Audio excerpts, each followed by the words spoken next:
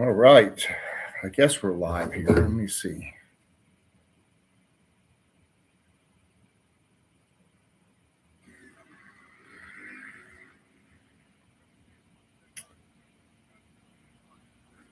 All right. I guess we've got we got audio. Well, welcome to tonight's live chat. Live stream. I'm not sure how many people will actually show up this evening.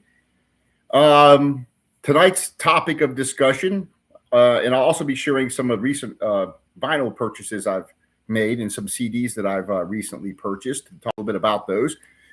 But the topic of discussion tonight is creativity and what it means to be creative in music. So I figured that'd be a fun topic, given the whole exchange I've had with the Oracle, Andy Edwards, over across the pond in England, who I have, really upset, by giving back a little bit of what he gives to other people.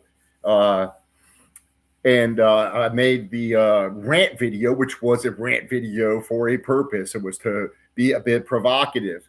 My response to Andy was very specific when I responded to specific points. And I think that was a bit more of a serious video than the first one. But that being said, I've now crossed the line now with the Oracle, Andy Edwards. And, his opinion is more than an opinion. It's an authoritative statement, apparently. So, but that all being said, I'm not one of those people that's easily offended. People can insult me. People can make fun of me. My Picasso shirt, I thought that was really funny. One guy left a comment, and I was wearing my black and white striped shirt, which I wear sometimes. It's just a fun shirt to wear. And I've been called Hamburglar, I've been called the prison, guy. I've been called all kinds of names. And I grew up in a generation where we're not too easily offended, So, and on YouTube, people can get big heads. I really realized that. One of the things about this channel that I enjoy is I'm just sharing my opinion, sharing my music. I do take it somewhat seriously, passionately. I would think is a better word. People often call me very passionate, and I am a very passionate person when it comes to things that I care about. This channel here, I do take great care to try to do as good of a job I can in presenting all these records and playing all the music for you guys. It is important to me, but it's not for me and for my channel and who I am. It's about promoting all these wonderful jazz musicians that I really enjoy listening to, and who I really think is keeping jazz alive today. And so that was the whole argument, the whole point I was making with Andy Edwards was jazz is alive and well. And the whole gatekeeper thing has really got under my skin over a period of several videos of hearing the gatekeeper thing. And that really started to grate on my nerves with the whole gatekeeper crap. When you listen to what he's saying, it's almost like these people are being force marched into a prison camp and indoctrinated, and they've got no choice. They're not allowed to do anything creative and all this stuff, which I find to be quite a bit exaggerated, in my opinion. If you don't want to go to jazz school, don't go to jazz school. If you're not happy with the curriculum, don't go. No one's making you go. So I'm going to talk a little bit about that, but I want to talk about creativity, because really the difference, one guy made a comment on my video and said that, oh, it looks like you have a bit of a broader, your bar is not quite as high as some people's in what you consider to be quote unquote creative. And Andy has left other comments now and taken me out of context, claiming that I think that Eric Alexander's like John Coltrane, that he's an innovator like that, which I never said. Obviously, I talked about Eric keeping straight ahead jazz alive and doing his own thing with it, with the influences that he's brought with him, being influenced greatly by George Coleman and all these other influences, but he's still doing his own thing. So my argument was that Eric is keeping jazz alive by being creative in his own way within that framework of straight ahead jazz. That's what I'm going to talk about tonight is what do we consider to be creative? What do we consider to be innovative?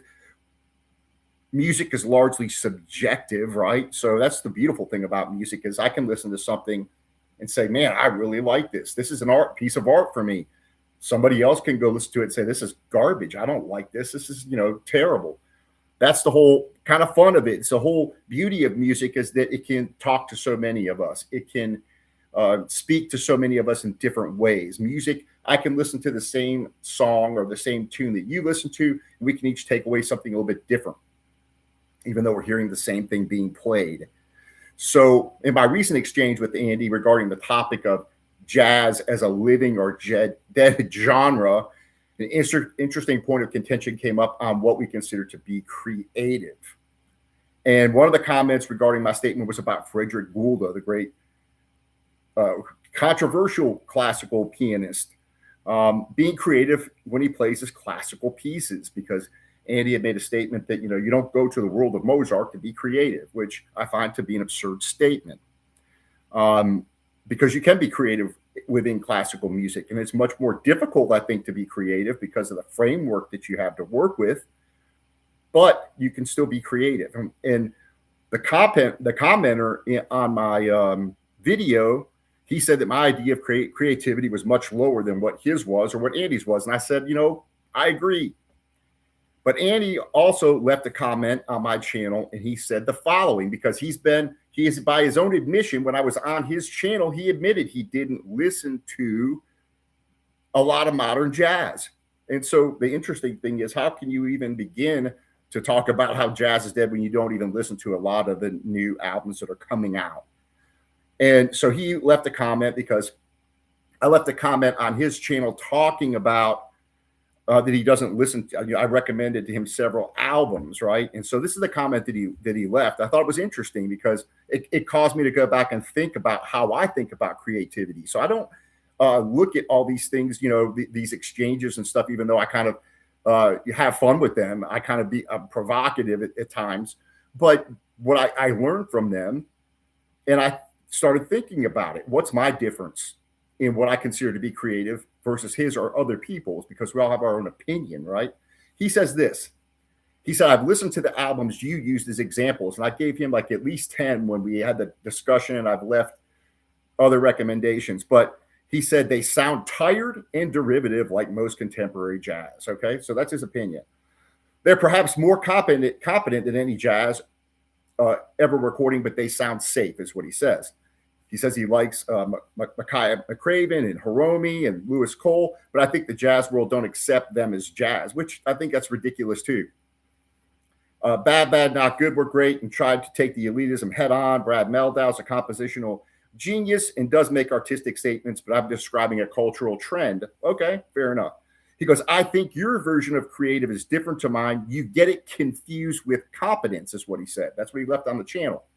I don't think I'm getting creativity confused with competence in playing your instrument or knowing the language of jazz, for example, straight ahead jazz. So now I do believe that we can have variations and opinions on what we think is creative or innovative.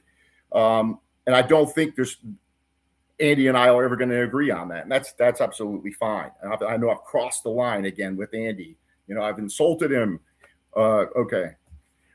So we all have these different ideas of what creativity is and what level of creativity. So I want to talk about that because we're never going to see eye to eye on that. But I think I want you guys to leave your comments, or if you're here watching this live, I don't do a lot of live streams. I want to do more for you guys, but I want you guys to leave your comments tonight. If you're here, even if there's only a couple of you guys, leave your comments. If you don't agree with me, I have no problem with that. You want to insult me? I don't care. It's like, this is nothing.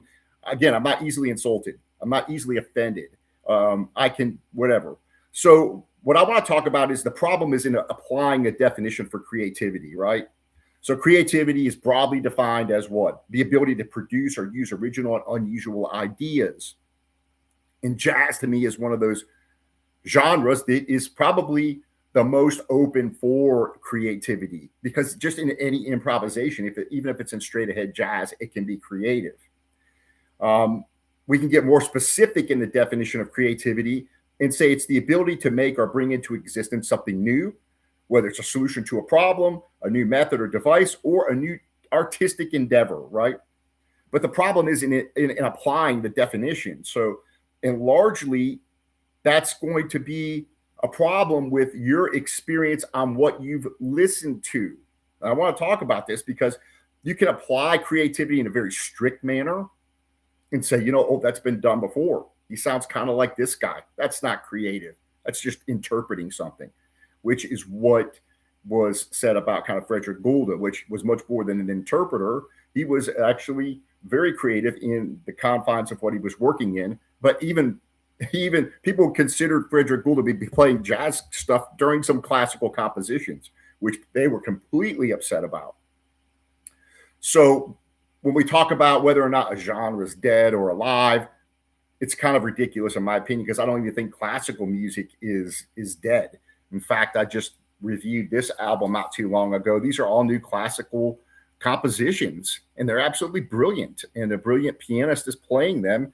And I reviewed this on my channel, and I was really impressed. This is something new. Now, am I a classical aficionado? Have I listened to enough jazz or not enough classical music in order to say that these pieces are innovative? Well, perhaps not, but I can say that they're creative. And somebody else might listen to the same piece on that album and say, yeah, it's not that creative. It kind of sounds like this guy. Fair enough. But whatever he composed here in the spirit, especially, I think some of these are pretty cool. Like he did this homage to Eddie Van Halen on here, which I thought was brilliant. I don't know if anything's ever been done like that before. Has anybody ever done a classical piece in homage to Eddie Van Halen? Some of these are pretty cool. An homage to Gary Gygax, or a homage to Frank Zappa and Neil Peart are on this record. And I think for me, it's very creative, very even innovative, I would say. Now, someone else might go listen to it and say, yeah, well, I've heard so-and-so and they've done something like this. So to them, it might not be as innovative as it is to me, but I would say it's still creative. Now, what level of creativity? That's kind of up to each individual person listening to the album, right? I was thinking back. So this whole conversation and this whole exchange kind of got me thinking, which is great. That's what I love about exchanges. Doesn't matter whether Andy made fun of me after that and put all these chopped clips up and try to make me look like an idiot, whatever. I could care less. But my whole thing was to try to provoke a bit and kind of do what he does to other people that he does on his channel, where he just rips people. I mean, really makes fun of them, really. And that's kind of what I was doing there. But so back to the applying, being creative. I believe there's a spectrum of what being creative is. Again, if you're watching this live stream, leave your comments or ask any questions you want to ask me. But there's a spectrum of creativity.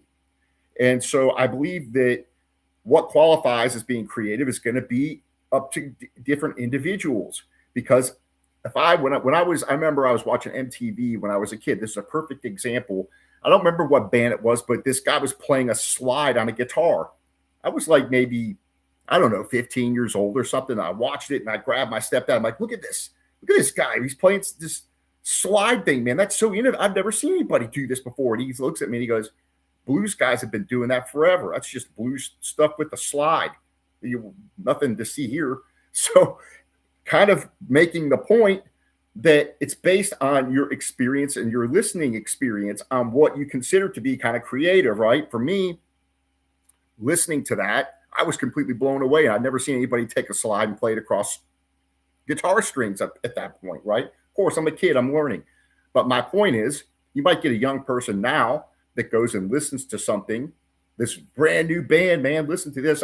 There's a lot of these punk bands that are coming out and people are like, man, these guys are so great. And I'm listening to it. I'm like, yeah, the Ramones did that, back in the 70s. It sounds kind of like the Ramones, right? Now, are they being creative, these new punk bands, because they're kind of sound like a clone of the Ramones? I would say that the spectrum of creativity is very low, right? But I could say they're being creative. Maybe they're writing new lyrics, right? So they're writing new lyrics. That's being creative. You're writing new lyrics to a song that the lyrics have never been written before, and you're writing it about something completely different than what the Ramones wrote about. And maybe a lot of the chord changes and progressions, maybe there's no originality in the chord progression or in the way that they're playing it or the instruments that they're using. There's not any innovation there. It's being repeated, but there's still some creativity there by the person writing the tunes or the combination of people that are trying to do their own thing with it, or even though they may be almost copying, right, to an extent. But there's still some element of creativity, it's just very low, in my opinion. Now, when we talk about innovation, I would say that's on the opposite spectrum of the creativity scale, which means you're going to have the John Coltrane, right, who basically progressed in his creativity scale, right? He kind of comes off playing straight ahead stuff for a while, and you got the Atlantic years, and then he progresses further. He goes to the impulse stuff, and he just gets more and more innovative. And he's a unique guy. And Andy tried to say I said Eric Alexander was like John Coltrane in that aspect. I'd never even said that. So one thing that does upset me is when people take me out of context or say things that I never said. And so when I'm talking about Eric Alexander, I'm talking about him in straight ahead jazz, doing his own thing with it, being creative within that particular subgenre, I'll call it, of jazz, straight ahead jazz. But he's taking from like George Coleman. He's taking from perhaps an earlier type of Coltrane stuff. And he's making his own thing, and he's keeping jazz alive, that subgenre of jazz alive, by playing that stuff and doing his own thing, writing his own compositions. Eric's got some really cool tunes that he wrote on his latest album. So he's being creative. According to Andy, that's not creative, right? He's just interpreting, or just there's no creativity there. I believe there is a lot of creativity there. And whenever you're improvising, even in straight ahead jazz, some people who are younger might be playing just licks that they're learning. People are at different levels, right? So the level of creativity is very low, or there might not be hardly any creativity because they're actually memorizing licks like I did on the guitar for a long time, right? I tried to learn exact licks like Rory Gallagher. So when I go and I play that and I'm playing cover tune, I'm playing it as much as I can like Rory Gallagher, even though it might not be exact. It's not much creativity there, right? It's very low. If any, there's very little creativity. I'm trying to mimic somebody because I love their playing and I want to try to play like them and learn. But as you grow and you mature, like John Coltrane did, you start, and I'm not putting myself on a level of John Coltrane, but as you progress as a musician, my point is you take from several different sources and then you try to start doing your own thing with it. And so when somebody listens to me play now, a guitar solo, if I'm playing a rock tune or writing my own tune, is it going to be innovative? Absolutely not. Is there creativity involved? Yeah, there's some creativity involved because I write my own lyrics and I try to come up with my own guitar solo that I try to do on one take and try to make it spontaneous. So there's some degree of creativity in doing that. It's not innovative, though. And it's not meant to be innovative. It's meant to take a particular type of music that I like, singer-songwriter stuff. I do some instrumental stuff. And it's just something I'm trying to express myself. And that's what the whole beauty of music is expressing yourself. And the level of creativity is going to vary with each person, each musician, each record even. I mean, some records you listen to of my favorites, you listen to it, it's like the same thing he just did on the last record. The level of creativity is very low, right? And I think in certain genres, it becomes harder to become creative, like rock music, unless you're going to try to expand out and do progressive rock or something like that. It becomes a bit harder to become innovative, to become creative. When you write your lyrics, yeah, that's creative. You're writing your own unique lyrics. That's what made Bob Dylan so brilliant. It wasn't his music compositions, really. I mean, if you listen to most of his musical compositions, they're very, very basic, and he took from all those folk guys. And most of the progressions and things that he does, and he's evolved throughout his career. He's been around a long time. But musically, I wouldn't say he's innovative. Lyrically, he was very innovative because he basically took pop music and turned it into serious. You know, the lyrics became serious, became poetic, right? He was one of the first to really be poetic and kind of really, he was a pioneer in that. And that brings me to my next point is how many real pioneers are there in any genre of music, whether it's jazz, rock music, classical music? They're very few and far between, the true innovators. And those sometimes aren't even identified until after they're dead or really recognized as being such. That's kind of the whole thing about, music history, that while they were alive, sometimes they were kind of like, And then once you saw people kind of catching on to what they were doing, they became, oh, he kind of started off this new type of thing. And back to my gatekeeper point, these people are always trying to overcome the obstacles of the gatekeeper, which is why I find Andy's whole thing about the gatekeeper thing a bit ridiculous. And I think it's more, for me, a more of the challenge of like, oh, wow, in school, they don't like us to bring our course pedal. I thought that was the most ridiculous. That's why I said that some of these things were just so petty, that a student wasn't allowed to bring their course pedal to class or something. It's like, really, you got your feelings hurt over that? It's like, don't bring your course pedal. If you don't like the school, don't go to the school. If you don't like the curriculum, no one's forcing you to go to the jazz school. And I thought it was an interesting conversation I had with Charles Chen. His view was there's no use for, he thought there was little use for jazz school unless you want to go into education. That was kind of his take on it. He goes, when you go to jazz university or school and you're learning all this stuff, his opinion was you can learn more on your own. Now, different people might disagree with that. I think for me, I wish I would have had a chance to go to school and learn theory. I think it would have helped me a lot. But be as it may, no one's forcing it. The way Andy Edwards presents it, again, is like people are being marched into the prison camp and indoctrinated, and they just can't do anything that they want to do. And I find that to be absurd, especially with today's social media platform that we have here, where people can put together their own bands and their own music, and they can do whatever the heck they want to do, and no one can stop them. Now, when you go back to your class and your teacher gets upset, oh, you can't do this. Here's what I'm going to teach you, and you learn it. Well, that's kind of why you're going to the university in the first place, is to learn from the teacher. I didn't always like my teachers. Most of them I couldn't stand. And a lot of the times I felt like what I was being taught was useless, as many of us do. How many times have I used algebra or trigonometry or any of that crap since I've graduated? I can't think of one time, right? It's useless information. That may be the case with some theory and things like that. But one cool thing about being creative, if we're going to talk about that, is that people can't stop you from being creative. Okay. And Andy replied back and said, I get all these emails from all these students going to the, university, and they're told that it's not real jazz. And who cares? Are you going to let your feelings get hurt over that? Okay.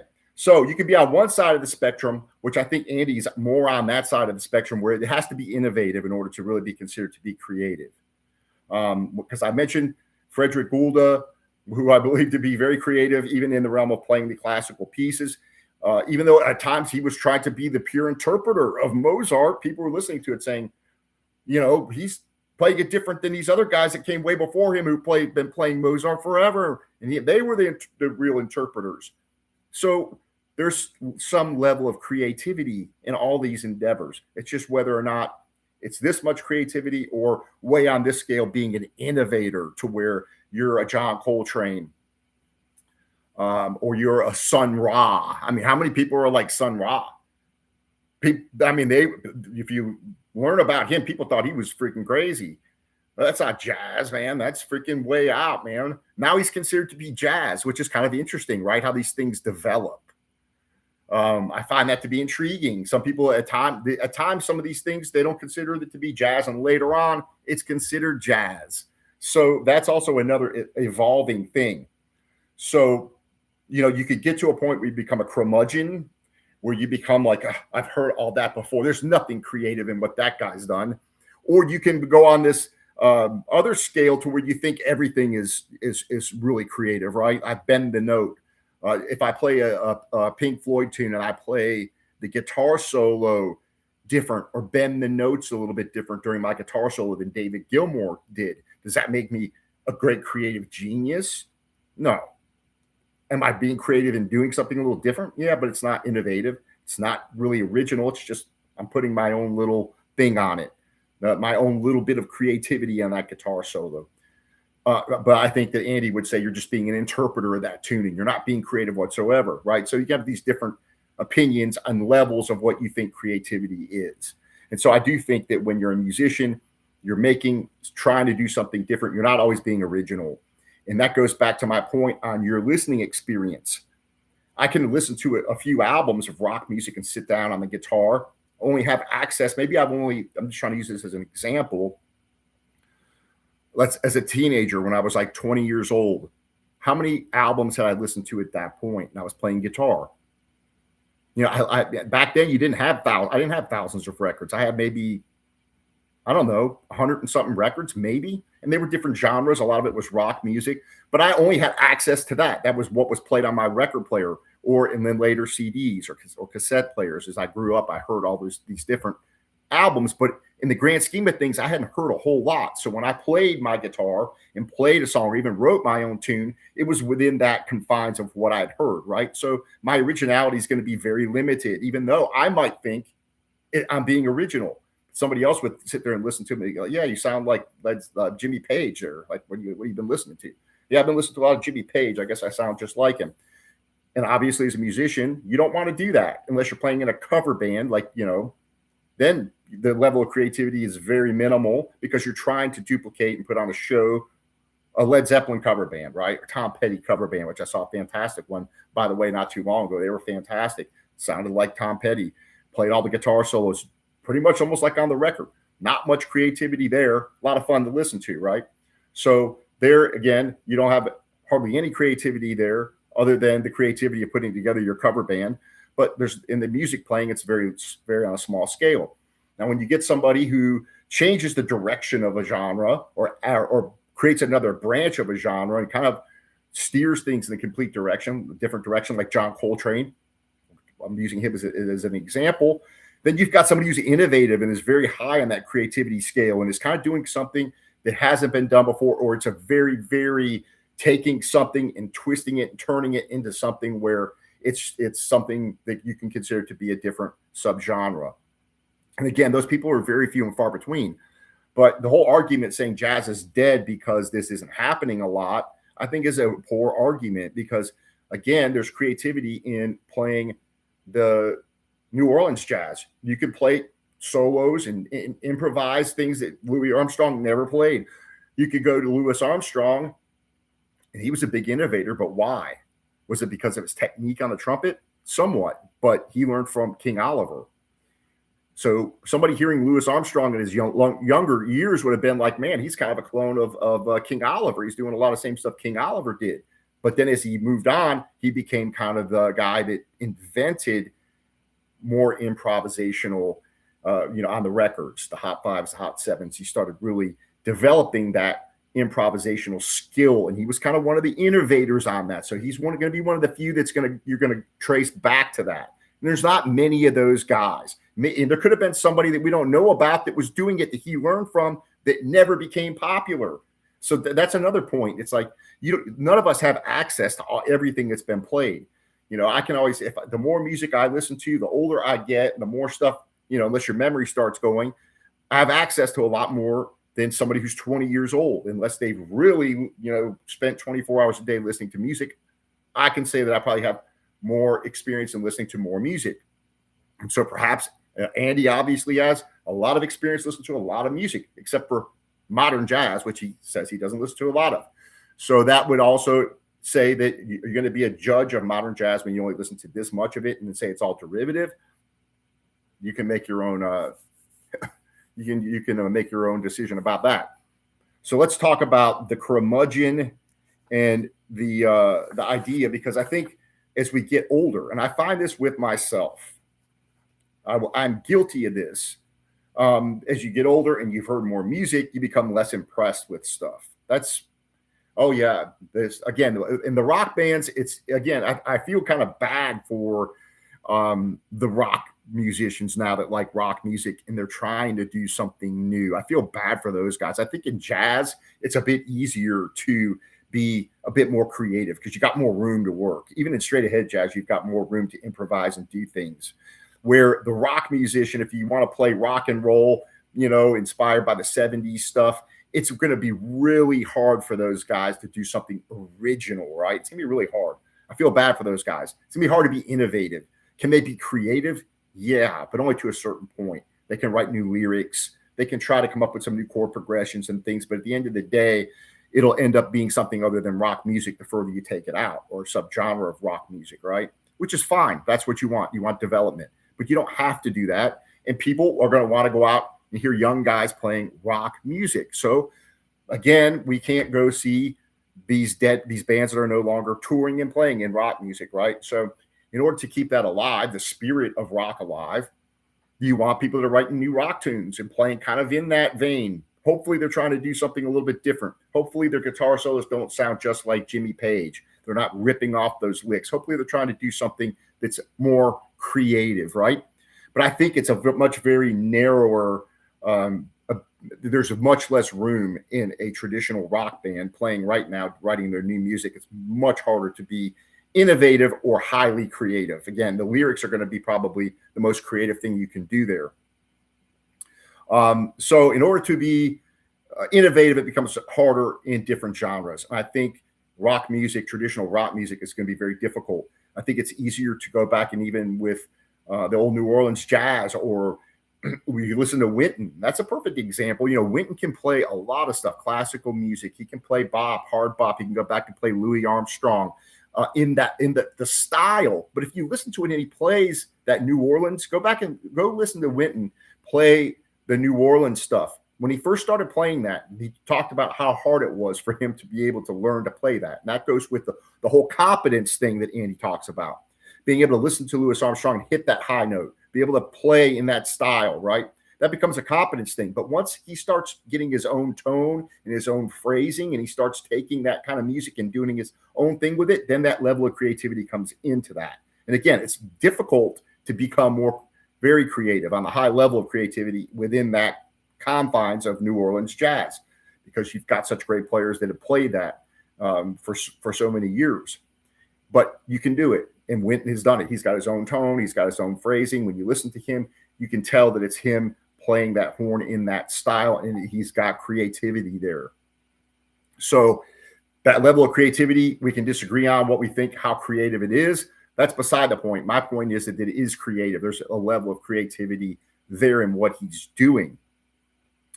So, you know, we can go to the other spectrum and say, no, there's nothing creative happening there. Sounds similar to Louis Armstrong. Nothing. Dismiss him as an interpreter and go on our way, right? That's the other extreme that Andy kind of holds to, is that there's nothing in it. There's nothing new there whatsoever. They're interpreting Louis Armstrong and they're kind of doing it in their own way. There's no creativity there. And I disagree. There is creativity there. It's just on a lesser scale. But if we want to go to being original or creative, does that mean it's always good? So let's go into the whole art form side of things. Whether we consider it's art or not is going to be subjective. That's up to me and up to you of what we consider to be good art, music art, right? And so that is subjective. And somebody, you know, can go do something innovative. It doesn't necessarily make it good. You know, you go look at innovative inventions. I love watching those shows, right? Where these innovative inventions that failed, and maybe they got developed later and kind of turned into something else. But what was the big airplane, Howard Hughes thing that couldn't barely get off the ground, you know, the goose or whatever, and the thing, and it was a bad idea. It was very creative, but it was a bad idea. Didn't turn out to be anything. And it could be the same thing with music. I could be the first guy, like I talked with Andy on his channel about, I could be the first guy that flushes the toilet on a recording. Does that mean it's art? Well, you know, Andy would say, oh, that's innovative, that's creative, you know. Well, yeah, it might be innovative and creative. It doesn't necessarily make it good art. So you have to kind of differentiate between being creative and being artistic, right? It's two different things. So, you know, when we go and talk about jazz music and all the different subgenres, you got, you know, fusion, you got straight ahead, hard bop, bebop, all these different subgenres that we talk about. You know, you've got actually quite a lot of development here in recent years that have taken off with the hip hop and the effects, the dub stuff, things like that. Jazz is still evolving. You're getting new things that are happening all the time. You just have to look for it. And it becomes, again, I think, harder to do that as the tree gets bigger and bigger. It gets harder to find more uniqueness, right? Find more innovation. It's more difficult, but it's still happening. So in that respect, again, I think claiming that jazz is dead now the last video that Andy put up was now, you know, jazz will die. Well, I thought it was already dead. You know, they keep moving the goalpost, you know, but it's never going to die. I think, it goes through its ups and downs. You get some innovation here and there. It gets harder for people to be really innovative, but there's still creativity there. So when I talk about Eric Alexander again, I think he's a very creative guy within the genre of straight ahead jazz. He does his own thing. He has his own phrasing. He's different than, I've listened to a lot of records, and he's got his own thing going on. Does he take him from George Coleman? Yeah, he's taken from different people that he loves, and he's kind of trying to do his own thing with it. So there's a level of creativity there.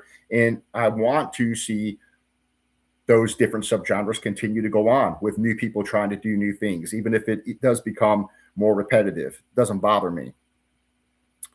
So when we talk about now innovation, it's changed here recently. Why? Because we have so much access to listening to things. That's another thing I do want to touch on here. And again, leave your comments.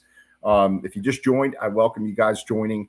I appreciate you guys always coming by the channel, whether you agree with me, insult me, disagree with me, whatever. I'm not a guy who's easily offended.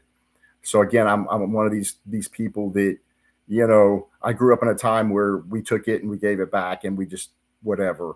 And so I have fun with these kind of discussions. And I don't do them very often. I think Andy's really the only person I've had any kind of exchange with on my YouTube stuff. So, and it was just more, like I said, that one provocative video was meant to be that way. It's meant to kind of give kind of that back anyway. But what I'm talking about here in our difference in creativity is kind of what I'm focusing on. And I am going to get to some new records I want to show you guys that I just purchased. So stick around for that. And also, if you want to let me know what you guys just purchased, let me know. So now I'm going to talk briefly about the access we have to music today, right? So when I was growing up, you didn't have that much access to music, right? You had X amount of albums in your collection or cassettes or what have you, 8-tracks, and you had your access to those and you listen to those over and over and over again, which doesn't happen, I think, as much nowadays, where people listen to a record over and over and over again, sometimes for a year at a time. I listened to an album that was one of my favorites.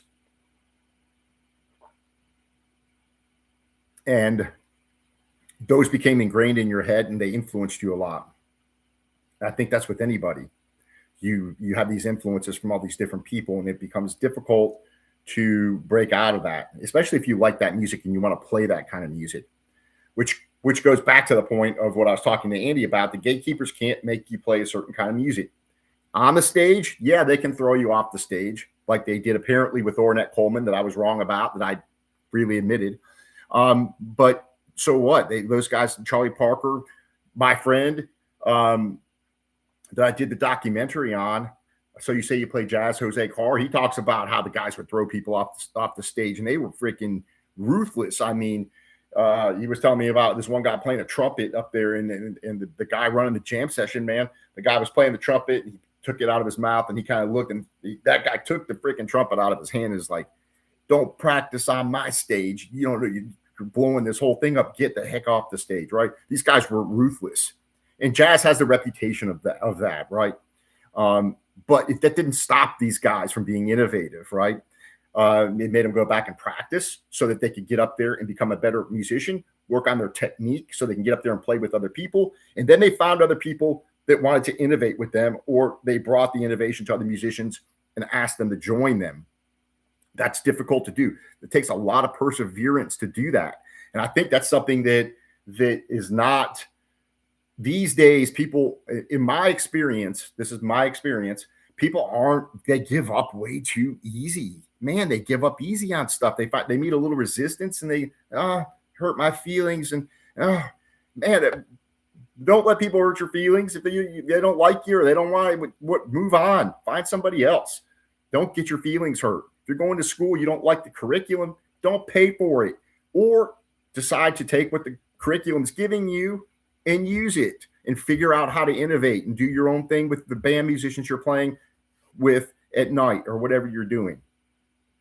So my point is the gatekeeper is really the boogeyman. It's not that big of a deal. And it actually, for me, in thinking about all the struggles Charlie Parker is, these people, when they were coming up with the bebop stuff, they were shunned. What the heck are these guys doing? And then they would turn around and give it back to them. You moldy figs, man. You guys are still playing the same old stuff.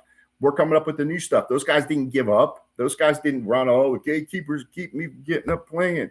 They didn't care.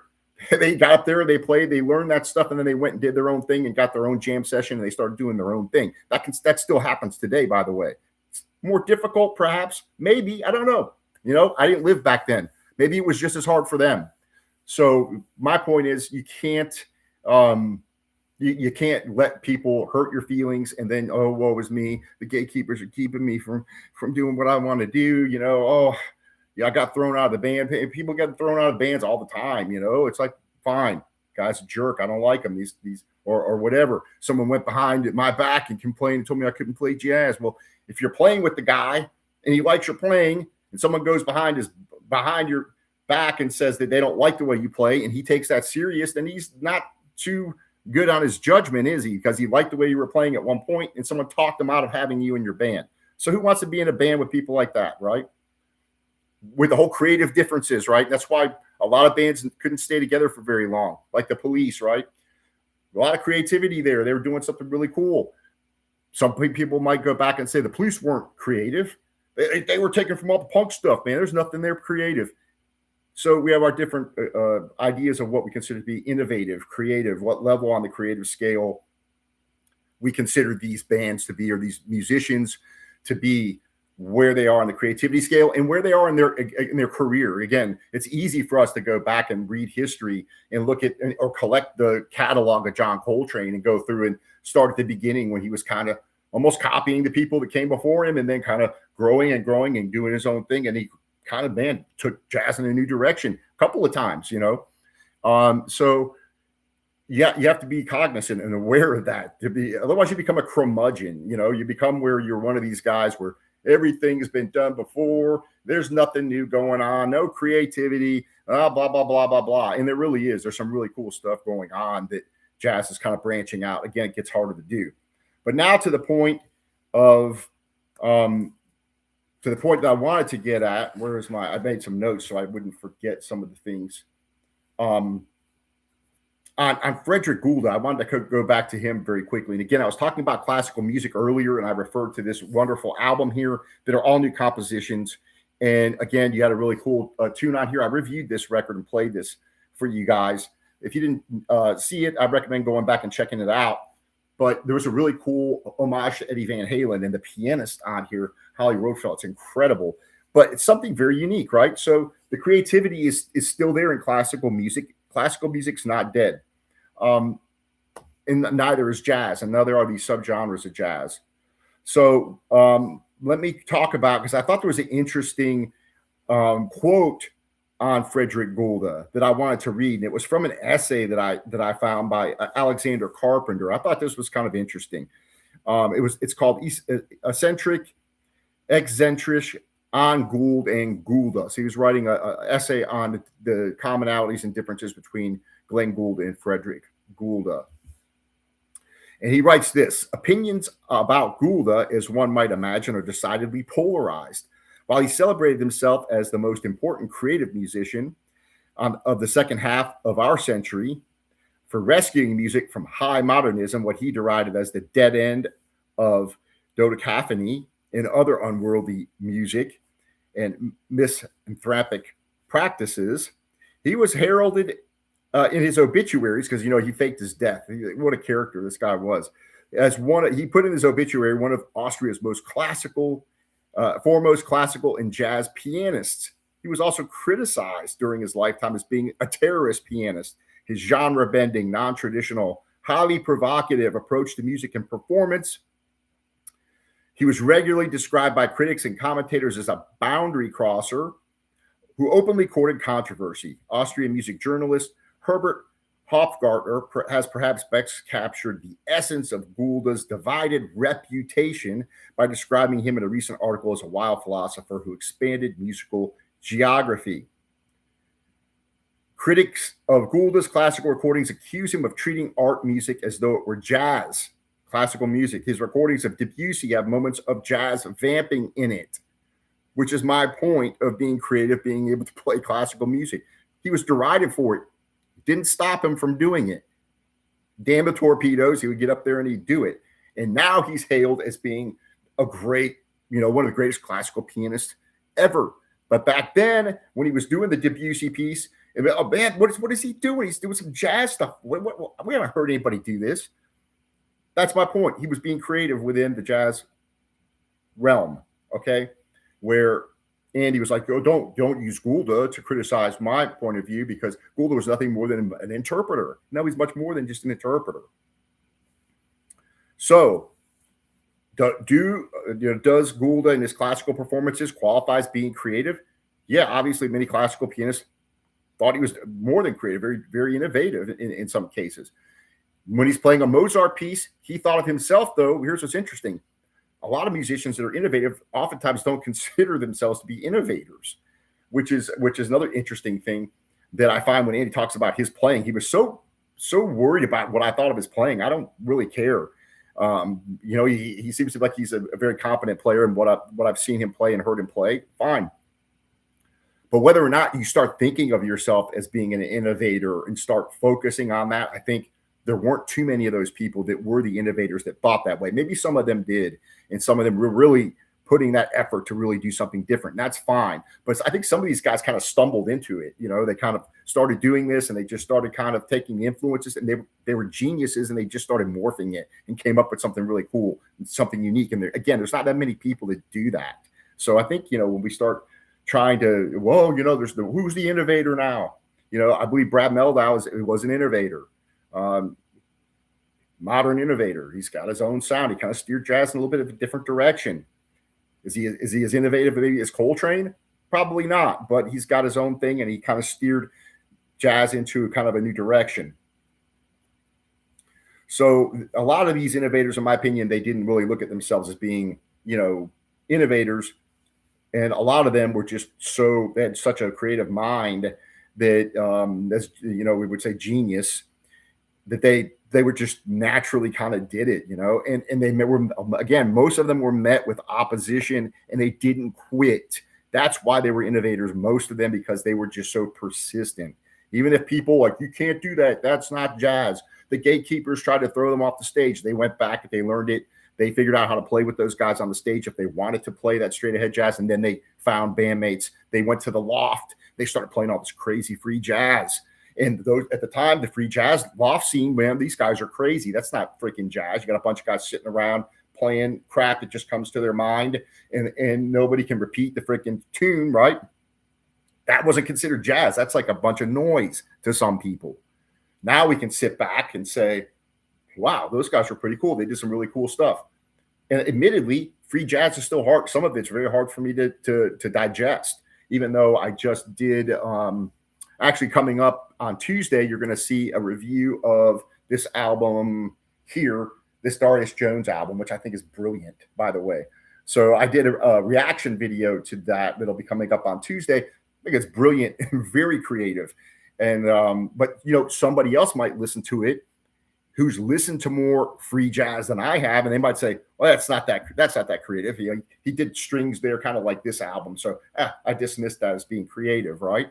Again, it's going to be from that perspective of what you've digested is listening to music. It's going to be different for everybody. So when I say that this right here is very innovative or very, very creative, this album here by Darius Jones, I listened to it and compared to other stuff I've listened to me, it's very creative and very engaging, and it's kind of more of a free jazz kind of thing going on. Although a bit more structured than the other album that I reviewed, which just blew me away. This Legend of a Boy, this just blew me away. I mean, this is a bit more far out than that album back here. Anyway, so I'm going to talk about some new albums that I purchased, but I want to finish up in closing here and talk about the beauty of the difference in understanding the difference in what we consider to be creativity. Hey, Matt, thanks for commenting. Matt says, yes, our past listening experience plays a big part in deciding what is creative. Yeah, absolutely. And I freely admit that my idea of what's being creative is much broader than what Andy's is. But he's basically saying objectively, I don't know what I'm talking about, and it's nothing to do with creativity. That it's just somebody interpreting something. That's it. They're parroting other people and doing a good job of it. He's saying I am confusing competence with creativity. And I don't think I'm doing that. So anyway, but when we listen to music, the reason why I have this channel is not to do these debates. Really, it hit me too many times because I do enjoy some of Andy's videos. They're amusing, they're entertaining, and he does he insults and rips people. And so when I was kind of doing that on that response video, it was meant to be a bit of humor and a bit of kind of jabbing, and a bit of off the cuff rant, which is why I call the video rant. So, and apparently I've stepped over the line now. I can't, I burned the bridge now. So he's never going to respond to me again, which is fine. That's fine. I don't care if he ever responds to me again or leaves any more comments. That's fine. I don't get my feelings hurt too easily. But what I did find fascinating with some of Andy's topics that he covers is it again got me thinking about what I consider to be creative.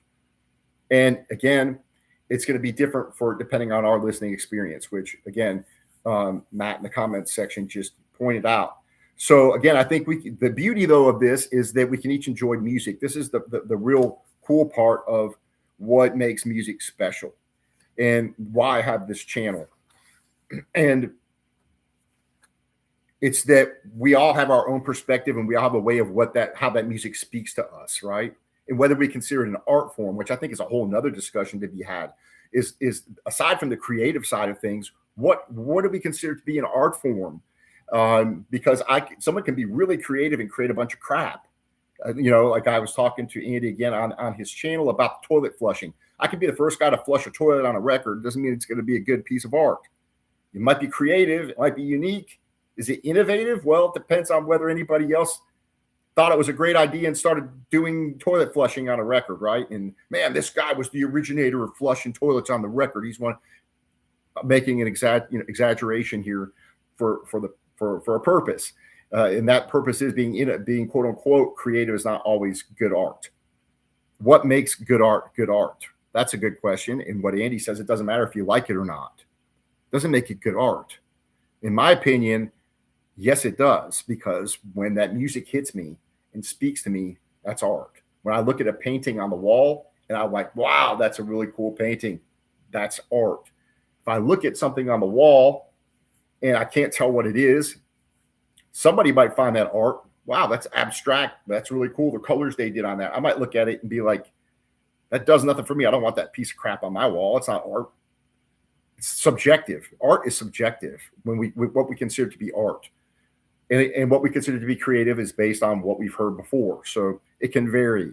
And history largely, or now the history of recorded music, I should say, kind of tells us as a roadmap who were the really innovators and who weren't, right? The first guys to put something on a record we consider to be the innovators. Or in the history books, right, that this guy was the first guy to kind of start doing this. That's not necessarily true. There may have been somebody doing that they learned from that you don't know about, right? So somebody back then, again, may have heard Louis Armstrong and be like, he's copying King Oliver, man. And then later on, Louis Armstrong starts developing that whole improvisation that nobody else really did until he came along. Then he was the innovator. Maybe he got that idea from somebody else who was playing that didn't get the recording contract. What didn't play as good as he did, didn't have the technique as good as he had. That's where the competence part comes in. It's how well you can play your instrument, right? How well you can adapt and listen to music and learn theory and do all that stuff and become competent. And you might not necessarily have to have theory, but there's nothing wrong with it, of having that theory, right? So why are we jazz fans? Well, for me, I'm a jazz fan. Because jazz for me is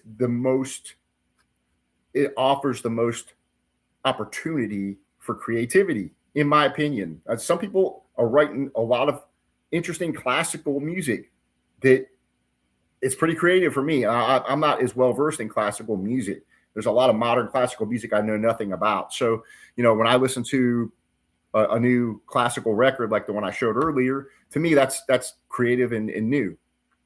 Somebody else it might not be. So, but ultimately it's what grabs us by the heart, what grabs us by the gut. When we listen to that record and we're sitting there, we're like, man, this is just so cool. and I can listen to it over again. That repeated playability that I talk about when I do the reviews. Oh man, I can play this record over and over and get something kind of new from it. It's really cool, really creative. Even though it might be Eric Alexander's new tune that he's doing in the spirit of straight, kind of doing the straight ahead jazz thing, but Eric's got his own sound. He's got his own tone on that. When I hear him play, I've listened to enough of his albums, I have a lot of his albums. I can tell when it's Eric, like that tone, the phrasing, the thing that he's got. It's a little bit different than some of these other guys. So there's a level of creativity there, and that spirit of him playing his own way keeps that straight ahead jazz subgenre alive. That was the point I was trying to make. And I admittedly, when I made that rant video, I wasn't as clear as I could have been because I was very animated and I was just kind of, jabbing basically. And apparently now I've crossed the line with Andy where, saying that his idiocy, which I think a lot of stuff was idiocy, the gatekeeper claim to me is crazy. That's not even the gatekeepers are keeping anything new from happening is ridiculous. They may be trying to keep people from doing something new, but gatekeepers have never stopped people from being innovative. They didn't stop Ornette Coleman.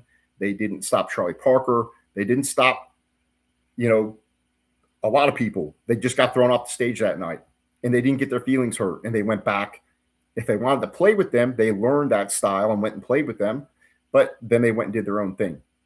So to say jazz is dead, jazz is dying, to me, is to completely miss the point of what music in itself actually is, the art form of music, what connects with us, and the whole idea of playing live music that we're able to see great musicians putting their own spin on straight ahead jazz, or they're playing New Orleans jazz, or they're playing fusion, kind of doing their own thing, but maybe the level of creativity is not as high as somebody who's going and taking dubs and doing other stuff that hasn't been done that much, right?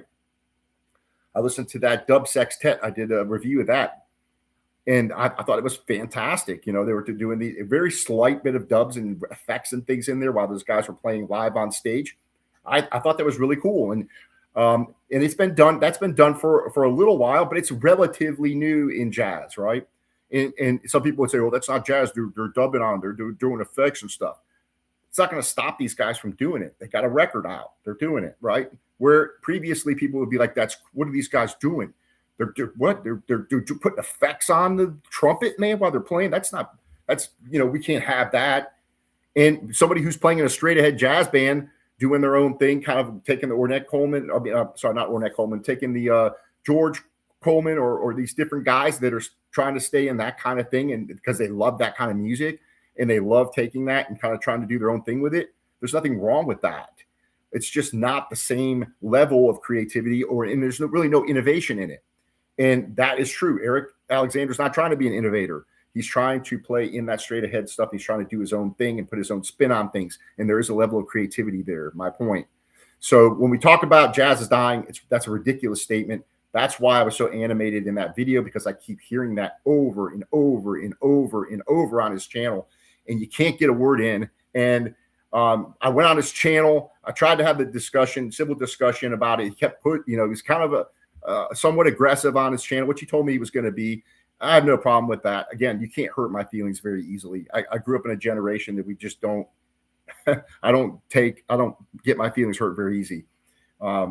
Again, that one comment by the guy, I wore that black and white striped shirt and I laughed because, man, Picasso, who's a Picasso think he is? You're talking about my shirt. I thought that was really funny because whenever I wear that shirt, again, I get called a lot of funny names. I get called the Hamburglar, whatever. I don't care. All right, let me talk. I want to leave your comments. Let me know if you have any feedback on what you consider to be creativity, what you consider to be innovative, what you consider to be true art. Again, we all have our opinions on it. And that's one thing that I noticed, Andy was like, this is not an opinion. This is not an opinion. You don't know. He basically told me on this last comment on his video that you don't know the difference between competence and creativity. And I vehemently disagree with that. I do know the difference. It's just at what level of creativity are you referring to? So that's my story on that. And I'm sticking to it. And I really don't care to exchange anymore with him because he's just kind of coming very like I've offended the Oracle or something. And I've questioned his level of competence and authority. I hurt your feelings. Sorry. It's like, man, get over it. Okay. So I want to talk about some recent records I purchased. This is the kind of a fun part for me. Let me know, leave me in the comments anything new you've bought. And also any jazz records that you're interested in or that you've bought lately that you really like, leave your comments. I like to purchase stuff blindly based on recommendations on the channel, like I did with the Darius Jones record. I like to do that and then listen to them and then kind of give my reaction. So I bought some used records today. I'd never heard of this guy. So, somebody out there again might be like, oh man, I know who he is. How come you don't know who he is? This guy's Wayman Reed. Never heard of him, but I was going at the record store and I'm flipping through a bunch of jazz records came in. Yes, Matt. So Matt says, okay, there are levels to it for sure. In my opinion, the highest form in music are people like Miles Davis, Robert Glasper saying music should reflect modern times. I have no problem with that. My problem comes where people say that there's no creativity in keeping these other shop genres alive. And you're right. I think the level, it's a higher form when you're doing adding something new, something innovative. I do agree with that. Robert Glasper, and to be honest with you, some of the stuff Robert Glasper does, I just don't like. Is he being somewhat innovative? Yeah, he's doing some interesting things. But again, when me and you look at that or listen to that record, I could say, yeah, that's pretty innovative. That's pretty creative. But man, that's for me, I don't find it to be appealing. It doesn't hit me here. I don't find it to be very artistic. In other words, to me. But that doesn't mean that I don't think you should be able to think that it's artistic. So that's my point. Or the level of creativity, but Robert Glasper has also done some straight ahead records that somebody might say weren't creative. They might be less creative, but I think that I enjoyed actually some of his more straight ahead records. I listened to them and I thought they were they were done well. And there's some creativity there, but you're right. It's not the high level of what he's doing on his other records. So I do agree with that. Anyway, I found this record here. I was digging through the jazz section today, and there's some new drops. And I picked up like several $5 or $8 records. I'd never heard of this guy before. I was caught by the cover and by the players on the record caught my attention. I'd never heard of Wayman Reed. So, something new I learn all the time. Wayman Reed is a trumpet and flugelhorn player. Let me know if you guys have heard of this guy. Leave it in the comments. I'm always interested. Okay, so Jimmy Forrest on tenor saxophone. I've heard of him. Tommy Flanagan, awesome player. Let's see. Mark says, how are you finding all these Japanese records that you have recently reviewed? I just started doing a lot of research online. Nicole Glover. I actually have a couple of CDs of Nicole Glover. Yeah, she's really cool. I like her a lot. Yeah, I do like her. Back to Mark, how am I finding all the Japanese records? I just simply went online, started researching. It was kind of hard because I had to go to these Japanese websites and then use the translator and start reading about these different jazz musicians. And a lot of them were pop musicians and different things. I had to start filtering out and figure out which ones were the jazz ones. I also went on YouTube and started typing in Japanese, the Blue Note in Japan, Tokyo. And I started just discovering these new musicians that were playing that I found on YouTube as well.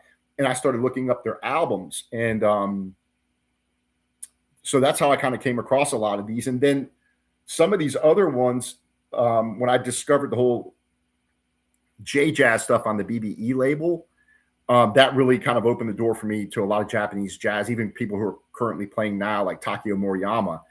And if you missed the interview that I had with Mike Higgin and Tony Higgins from the Barely Breaking Even label, they are experts in Japanese jazz. And if you didn't see that that conversation that I had with them, they were brilliant. And they really also gave me a lot of insight into Japanese jazz. So, but yeah, I'm going to Japan here in about 2 weeks. I'm really excited about it. It's a bit intimidating. Tokyo is it looks like it's very intimidating. It's a big city, but I'm going to buy just Japanese artists, Japanese jazz. I'm not going to get like Japanese pressings of Blue Note or any of that. I don't want any of that stuff. I want to get like Japanese artists because You can't find them here in the US very easily. You have to go to a Japanese import site and bring them in, and then you got to pay the shipping. It's expensive. So when I go there, I've got a list of modern Japanese players that are playing music right now, working Japanese jazz artists, which again, on this channel, that's what I like to focus on. I'm going to go buy a bunch of those in when I'm in Tokyo. Yeah. Oh, you saw it. Okay, great.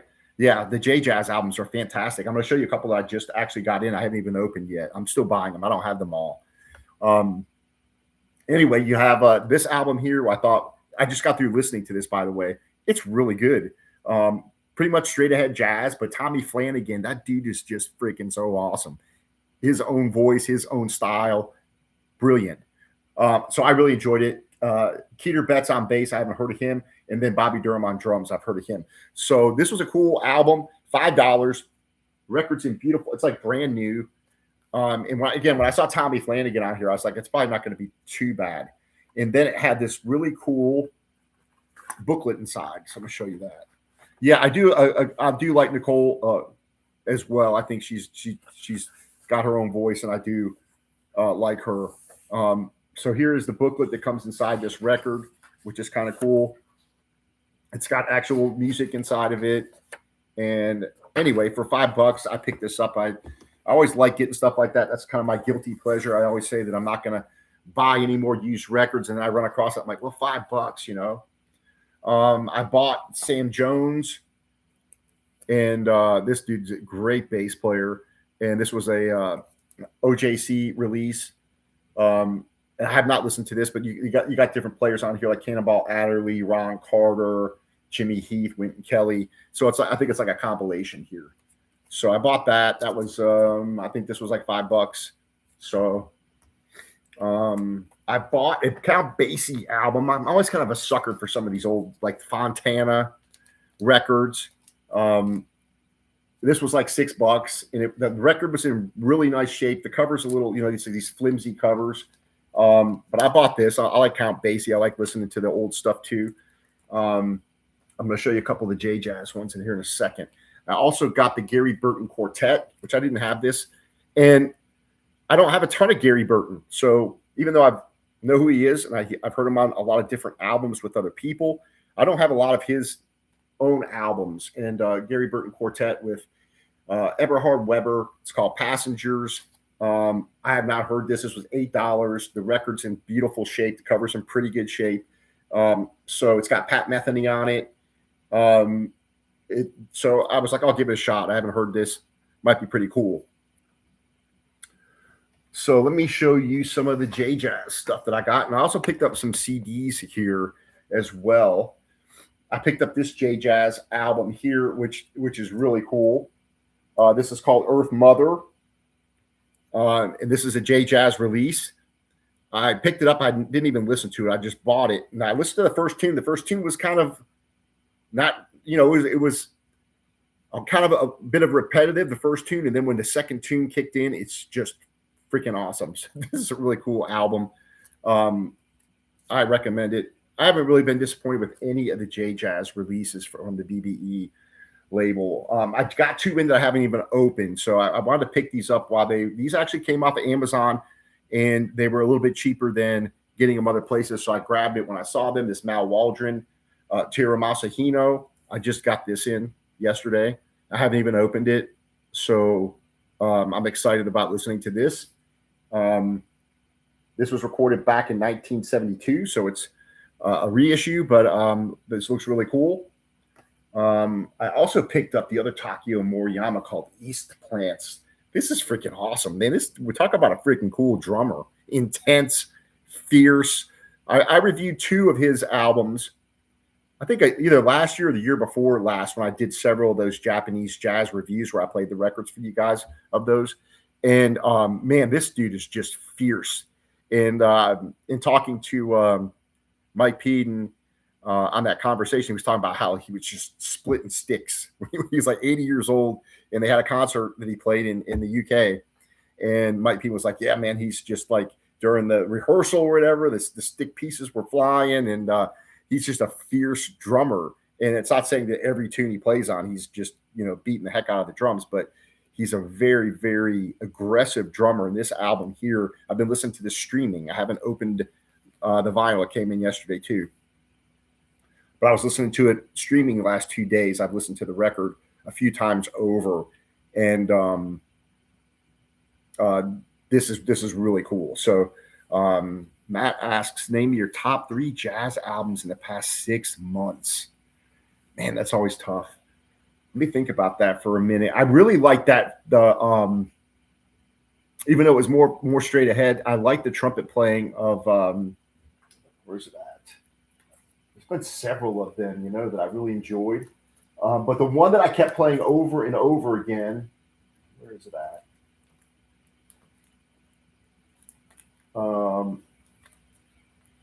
The Steps of the Blue record, I like a lot. And again, is there anything innovative going on this record? Steps of the Blue, Shotaro Matsui. I love this album. It's more straight ahead stuff, but his playing on it is just fierce, like the way he's playing the trumpet. Is it innovative? No, but is it creative? Yes. That's the whole going back to that idea. I love this album. I play this a lot, and I just enjoy the heck out of it. It just hits me here. It's art for me, right? So this is one of the ones I will say favorites in the past 6 months.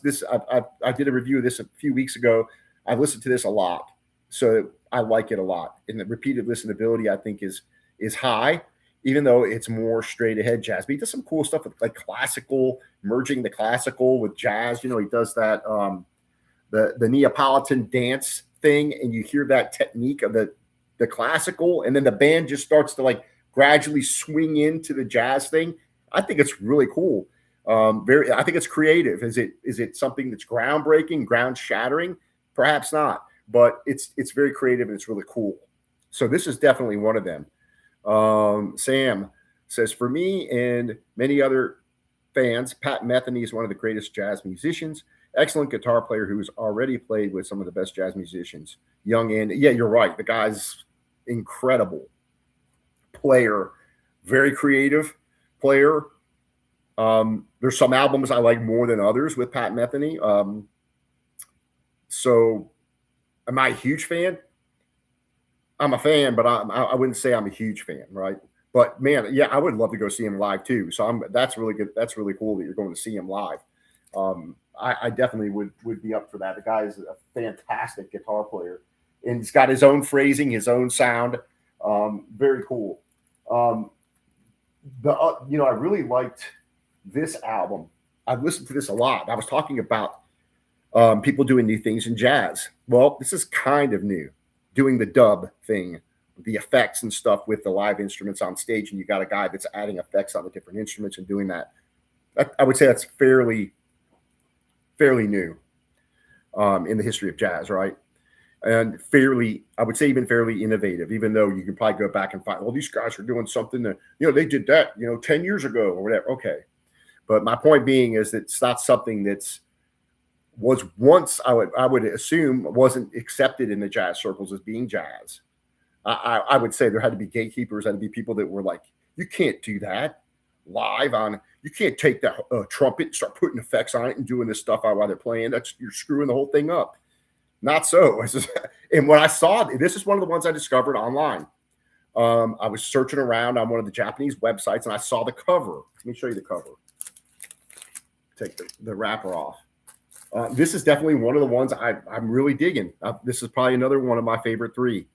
I like the cover, caught my attention. Of course, all these Japanese records with the writing on them and the way they designed them are kind of intriguing. This is a 2-record set. Again, I played this for you guys on the review that I did. But the Nariyoshi Kikuchi Dub Sextet live in Tokyo. This is a smoking record. And something, again, I would say kind of on the high level of somewhat of creativity, being that you've got this band playing some incredible soul. The musicians on here are incredible players. The improvisation and the things that they're coming up with and the way they're playing is pretty impressive for me. So this album was definitely, I would say, one of the 3 that's been on my playlist over and over. So Sam, yeah, he says that Lyle Mays, also one of the best jazz musicians and piano players, eternal master. You know, I'm not that familiar with Lyle Mays. I know him, but I haven't listened to a lot of stuff of him. So I'll have to go back and listen to it. Again, this is where the whole point I was trying to make with the whole creativity thing and with the Andy Edwards thing is that everybody doesn't have the same exposure to listening to different things. Some things may seem to be more creative for some people than other people. You can read a history book and go back and say John Coltrane is the greatest, right? Or whatever. But my point being, if you've ever listened to the dub, right? I haven't really listened to, I think this is the first album I've ever listened to. I'm trying to think. Maybe the Robert Glasper stuff I heard where he does some kind of weird stuff. But for some reason, his stuff didn't grab me. This, perhaps maybe not as innovative as Robert Glasper, I would say that, because it's more kind of an avant-garde type of jazz, but with the dub stuff in it. But it was more for me, it hit me more where I could just digest it better, and the fierce playing on this and all the cool improv and stuff like that. So this album I thought was really cool. It's one of my favorite 3 for sure, and one of the ones I've been listening to quite a bit. And I really like this. It's a 2-record set. There's a lot of music. It's a lot of fun to listen to, and the pressing sounds wonderful. And it's an actual, like the way it sounds through my system here, it sounds wonderful. So I would definitely recommend this. And again, it's one of the ones I just stumbled on by the cover and went online, and maybe I pulled them up on YouTube and listened to a couple tunes, kind of got the gist of what they were doing, and I just bought it. I bought several records from Japan, and I got it in a shipment with like 5 other records. So this one's really cool. But Lyle Mays, I'm going to have to go back and explore again. You know, we only have so much time to listen to stuff, and we all have our favorite stuff to listen to. And that's the beauty of the whole music thing. It's the whole reason why this channel exists, is to purely showcase great albums that I find are fantastic of working artists. And that's what makes it fun. The Eternal Masters are inspiring people for today, which was the point I was trying to make. Whether or not they're as much of an innovator as Coltrane, there are people that are. I showed that album, that Cristiano Giardini album on the Bird Box label. He's got kind of elements of the Coltrane and some other stuff mixed in, but he's taking from that. But he wrote a whole suite, like a whole album of all original music that he wrote. So the creativity level is there. He's being creative. He's taking what he's learned from Coltrane and these other people, and then he's making something new, a whole new thing. And someone might, you can get somebody who's heard a bunch of jazz music, and they can sit back and just tear it apart. There's nothing creative here. I listen to the way he's playing I heard Coltrane play it like that. Man, he's doing nothing but copying. That's not creative, right? You can get you can get that way. You can get very extreme where, you get to this whole curmudgeon stage, which is what I kind of consider Andy to be, kind of a curmudgeon. So, let me show you a couple of, let me know what some other records you guys have. I haven't completely answered your question on my top 3, but those 2 are definitely on my list, the 2 records I just showed you. I just got these and I haven't even listened to these. And here's the problem that I run into. And this is like one of the addictions, if you will, the compulsiveness of buying new. No problem, Matt. The whole issue of collecting records, collecting music, and how much do you really digest of these albums? Because if you only listen to something once or twice, you might have enjoyed it when you listen to it, but it doesn't really sink in, right? Or it didn't grab you enough for you to keep playing it, or something else came in that you liked more and you started listening to that, and that kind of got forgotten about. Kind of like when you buy books. I don't know if you guys are big book fans. You read. I used to read a lot. I don't read as much anymore because there's so much music. But I used to read almost every day. But there'd be books that I would buy and on the shelf, and I would start reading it, and it wouldn't catch my attention. I'd start reading it. I'd be like, I'm not in the mood. And I'd put them on the shelf, and they would sit there for like 2 or 3 years. And then one day I'd go back and pull it out, and I'd start reading it. And all of a sudden, it would grab my attention. I'm like, I wonder why I put this down when I started reading it the first time. That happens with music with me too. I'll listen to something. I'll be like, not for me. And then I'll go back and listen to it a year later, and I'll be like, I wonder why I didn't like that then. It's the human condition, right? The whole emotional, the mood you're in when you first heard it, the psychological state you were in when you first listened to it. maybe what you've been listening to, you've been enjoying, all of a sudden that's jarring, and you're like, yeah, it's creative, but I don't like it.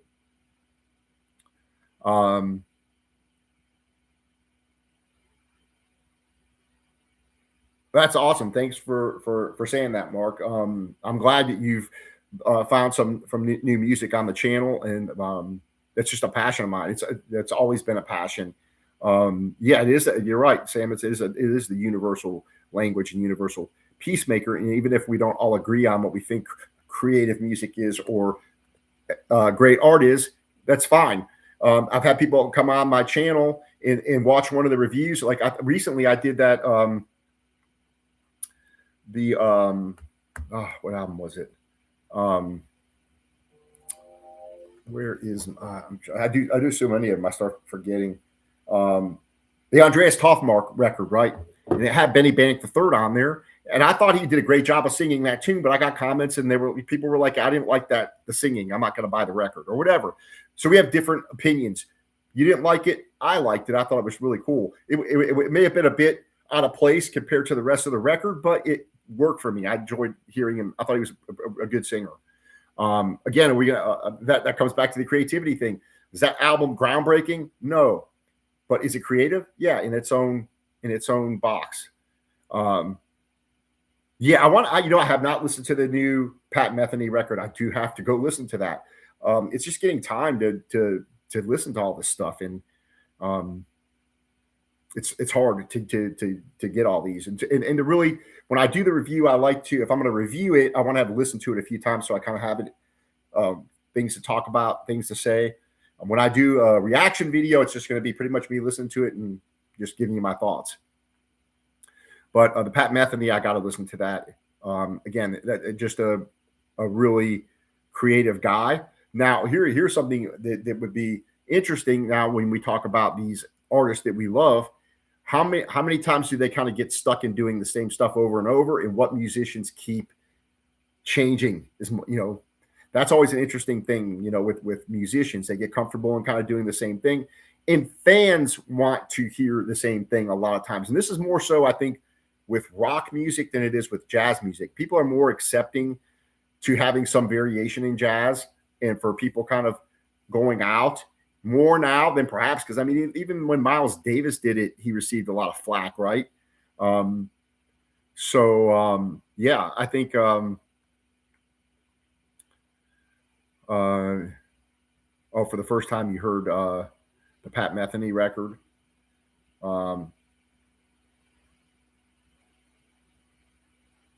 Okay, so that album, the new one, I have not heard, the new Pat Metheny. So I do need to go listen to that and see if I'm going to pick that up on vinyl. It may be something I'm going to pick up.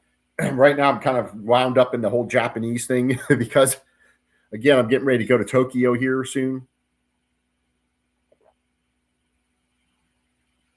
And so I'm listening to a lot of Japanese working artists, because when I go to Japan, I'm going to take advantage of being able to buy all these and bring them back on my carry-on and be able to save some money.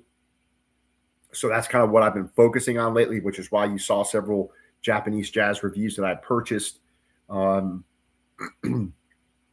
right now I'm kind of focusing on that. I can get the Pat Metheny later. I'm only down to 2 weeks before I leave for Japan, so I'm going to be putting more of my research into that side of things. A few CDs I did buy. I still buy CDs, so I haven't been doing very many CD reviews, although I did do this essay CD. If you guys missed this is freaking killer. Straight ahead jazz, but this dude's a freaking awesome player. Cool phrasing, and he's got his own tunes on here too. He writes some of his own songs, even though he does a lot of covers or standards, we should say. But this guy's fantastic, the Tsuyoshi Yamamoto. And this, it sounds like you're sitting in the same club with this. So I do still buy SACDs and CDs. I just don't buy as much of them anymore. And some stuff, let's face it, is only put out on CD. I'm still old school where I like to have the physical copy of stuff. So Pat Metheny's, but yeah. Now that's what Miles did, right? Sam says that Pat Metheny's promoting new jazz musicians by them playing with him. And that's awesome, because That's one of the things that's not as common anymore, right? Chris Fishman, his piano player, tied to that Lewis Cole gang. That's one of the things that doesn't happen quite as much as the legends, the guys that have been around for a long time, kind of mentoring new musicians. That's kind of the, handing things down, right? And that's kind of the interesting thing with that is you get the legends that teach the new guys, and the new guys might go off and be innovative, or they might take what Pat Metheny did and modify it a little bit, be a little creative with it and do their own thing with it. There's nothing wrong with that. That kind of carries on Pat Metheny's spirit into what, that's to me is what keeps jazz alive, which was my whole point, again, with the whole Andy Edwards thing. That and not everybody's going to be an innovator, but there can be a lot of creative people and different levels of creativity. This I just got in. Makoto Ozone. Have you guys heard of this dude? This dude's really freaking talented and very creative because he does a lot of different stuff. He does big band stuff and kind of soundscape stuff. And this is more of straight ahead type thing, but this guy's a fierce pianist when he wants to be. So I bought this used on eBay. And again, I love discovering new stuff. And it's hard to just get to everything, but this is the inside, and cool record. I haven't listened to a lot of this yet. I was looking for his albums and stuff on eBay, and when I saw this was like $5 and I listened to it online, I liked it and I bought it. So I haven't really dug into this. Yes, I will be going to jazz clubs while I'm in Tokyo. I've got a list. And I'm also going to see Vladimir Shafronov at Sometime Club in Tokyo on February, I think, 24th. So I'm really excited about that. You guys, I'm sure if you've been following the channel, you know who Vladimir is. Interesting character, interesting person to talk to. Very knowledgeable. He's very opinionated, which is what I like about him because I don't always agree with him. And he's another one of those guys. You're not going to offend him. We have some good discussions, and we were arguing back and forth about the whole old guys versus the new guys. If you guys didn't see that clip that I put out on that, where I put the boxing gloves on us on that AI picture, which I think he got a kick out of, but I was like, Matthew, was fighting me over these new guys being as good as the old guys, right?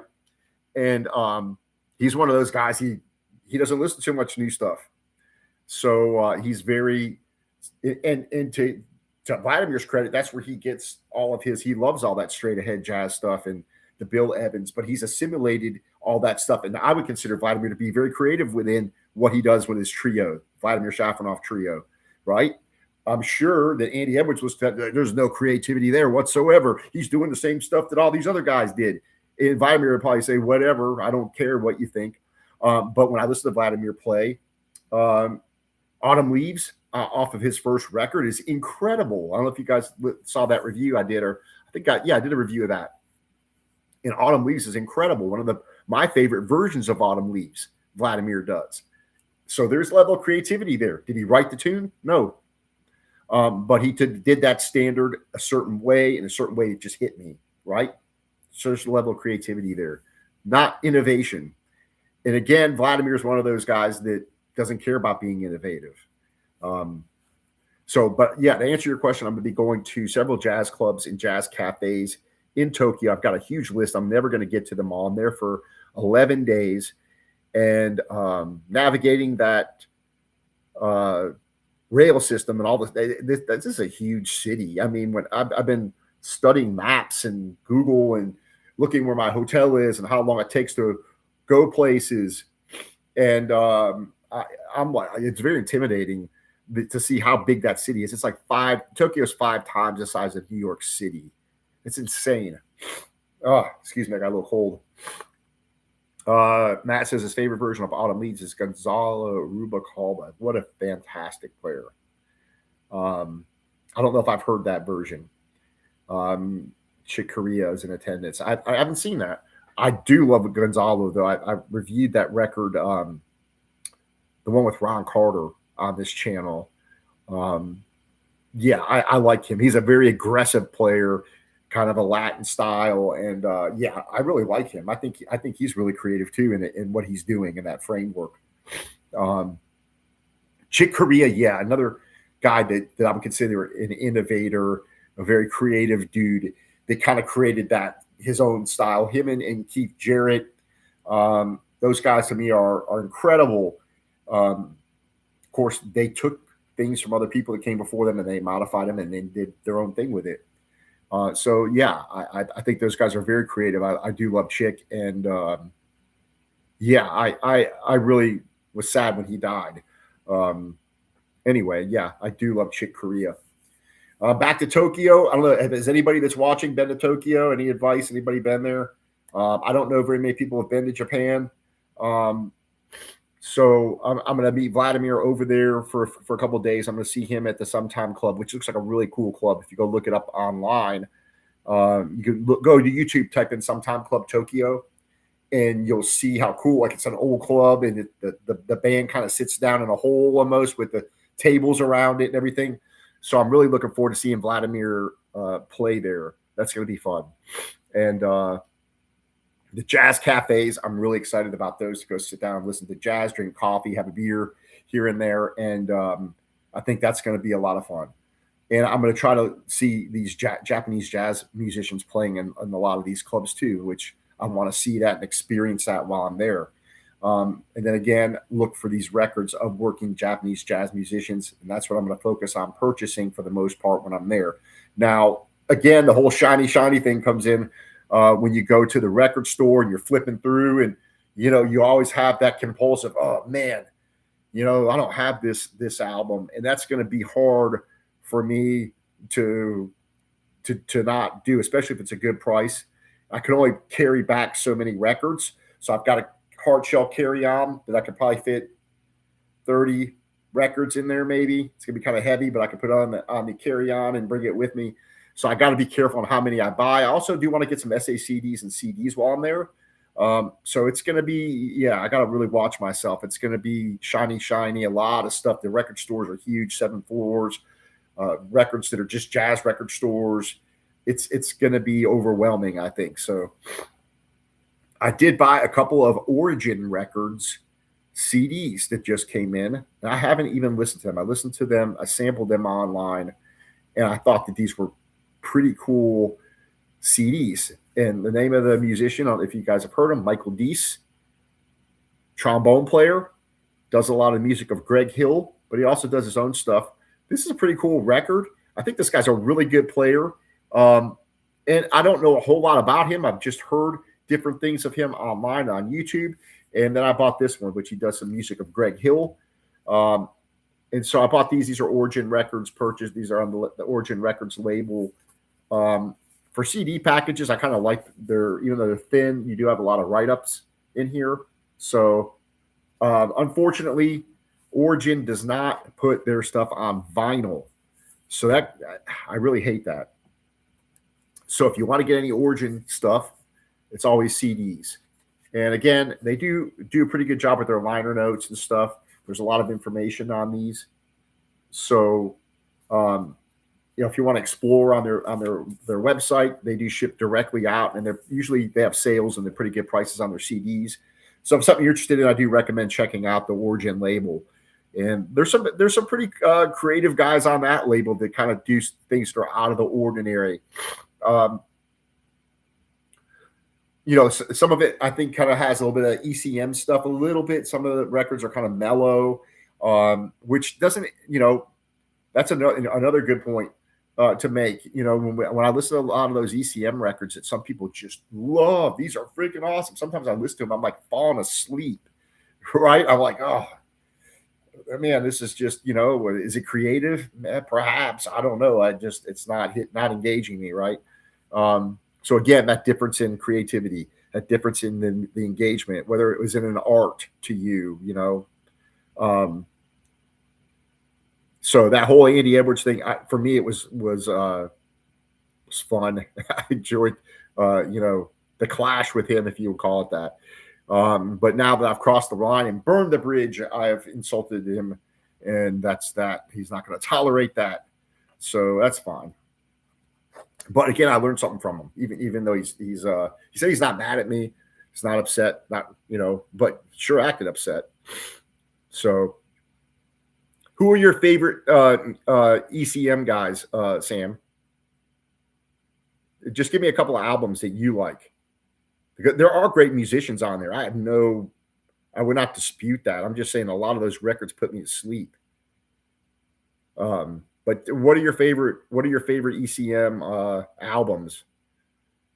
Because yeah, they have a lot of great. I mean, some of the older stuff I like, but a lot of the stuff that's coming out now that I'm listening to, because I do listen to a lot of new stuff. I'll go sample it, and it doesn't grab me. I'm like, is this thing ever going to get going? Like,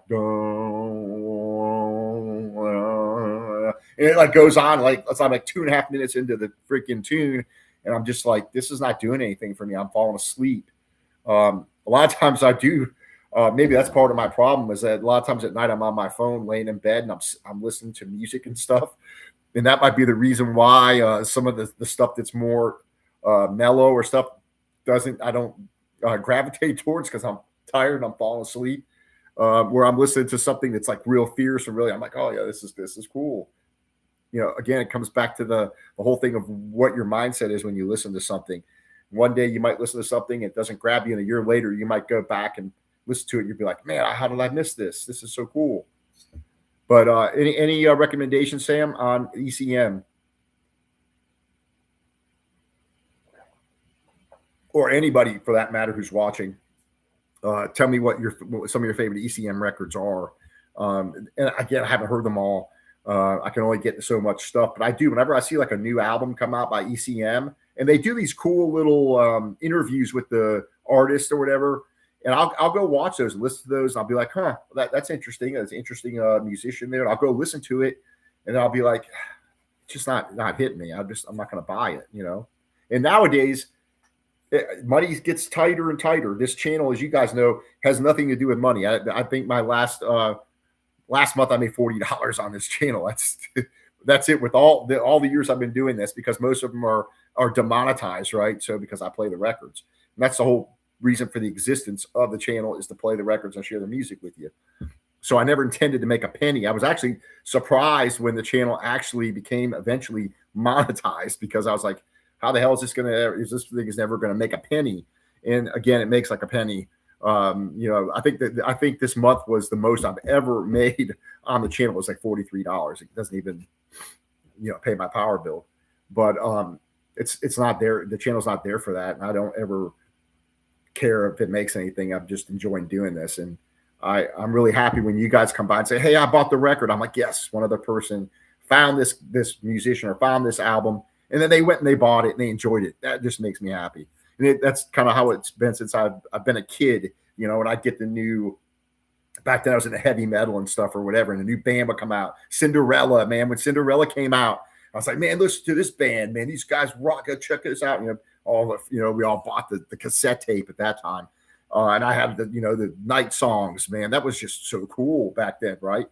And back in my young days, I was, man, these guys are awesome, man. They're doing something great, something new, right? Well, they were kind of doing old blues stuff and cranking it up and using distorted guitars, and he had his own unique voice. They were writing their own lyrics and doing their own thing. So were they creative? Yeah, they were creative. They created something, but on the scale of creativity, were they earth-shattering and altering and innovative? No. So again, that goes back to my point on the topic of this thing is anyway, I don't know how I got sidetracked on that, but yeah, I'd love to hear any other recommendations for the ECM stuff. I'm always looking for new music, but again, there's only so much you can listen to. And I've tried, again, when I'm buying these records, although a couple of these, like the latest Takeo Moriyama I bought. Oh, I love Keith Jarrett, of course. When I try to be more careful about buying the records, because they're expensive. I spent $40 on this or whatever. I don't want it to play it one time and put it on the shelf. Sam, yeah, to your question, Keith Jarrett, yeah, I've got a lot of Keith Jarrett, and of course, on that label, I love Keith Jarrett pretty much except for Keith Jarrett's, some of his more mellow stuff didn't grab me as much, but I love Keith Jarrett. I've got tons of Keith Jarrett records and CDs. For ECM, I won't recommend Metheny, Korea, or Jarrett because they're too popular. So my ECM, Jack DeJohnette Special Edition. Okay.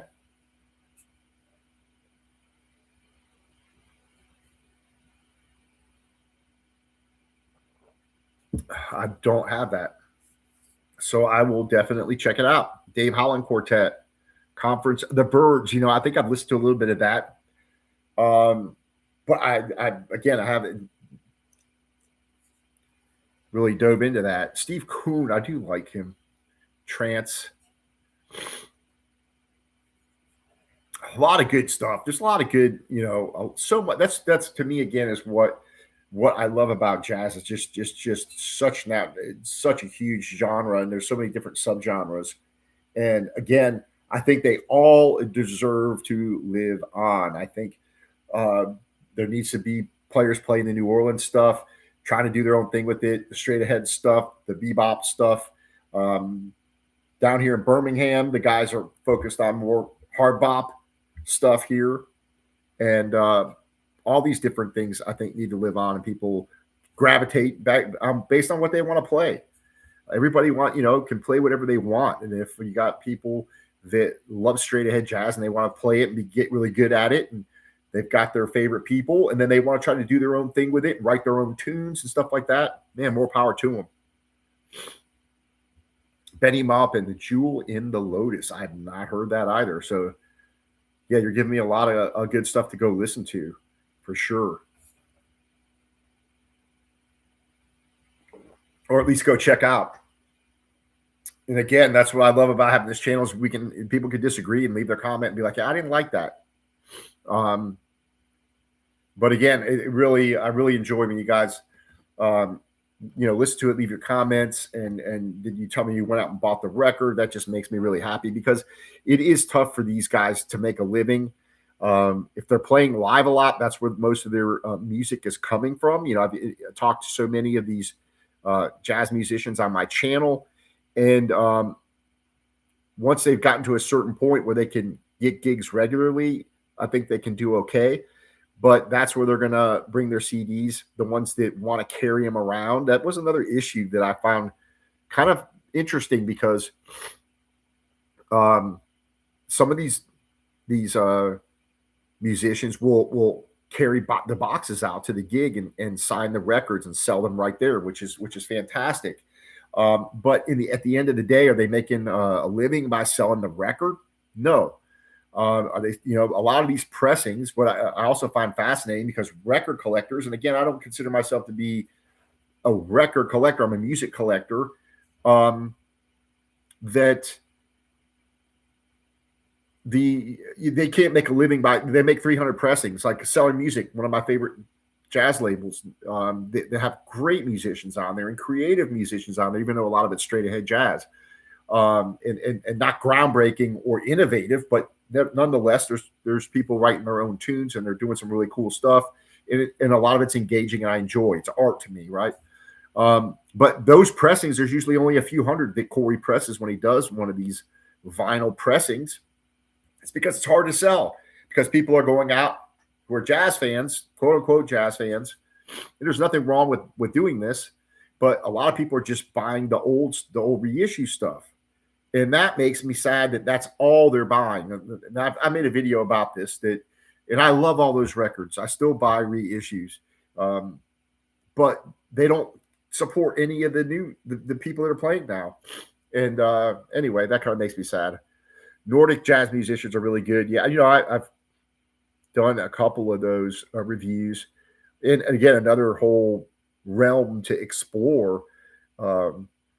When you come to these European labels like April Records and Act Music, Germany, I think they are. There's a lot of cool stuff coming out all over the place. I listened to her not that long ago, that Hedvig Bollestad. I listened to a couple of those, and it didn't grab me. I was kind of intrigued because it's to me it's kind of a very creative. Again, it was just very unique stuff, and maybe it's because I didn't listen to it enough. It was kind of one of those things where I'm scrolling through and I listen to it and I listen to a couple tracks and I'm like, that's interesting. And then shiny something else lure drops and I go somewhere else. But I'll have to go back and check her out because I think she just did a new album, right? I think didn't something new just come out with her not that long ago, I believe, or coming out soon.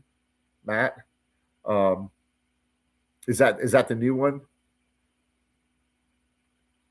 So yeah. Anyway, I will definitely have to go back and check her out again. Again, it's just hard. Here's another thing. There's so much stuff coming out. It's overload. It is overload, which is another reason for the channel is because I can pull stuff out that caught my attention and share with you guys, and then it might be something you would never found or didn't listen to enough to grab your attention. Um, so we definitely, I'm going to take some of these, but definitely, if any new releases, especially, are coming out, because again, I love to support the working artists. Album is 2020. Okay. Um, if anything new that comes out, feel free to always leave it in the comments. No matter what review I'm doing, leave. Hey, I listened to this new album. Man, this is really cool. You should check it out.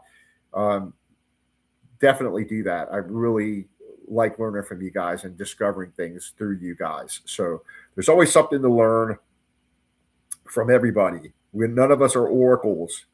None of us are the authority on what jazz is and what it isn't, and what we like, what we don't like, and none of us is the authority, the creative police, and even the whole idea of people being gatekeepers and stuff doesn't keep people from being creative. Doesn't keep people from doing their own thing. So yeah, I definitely need to check her out again. I think I listened to couple of tracks.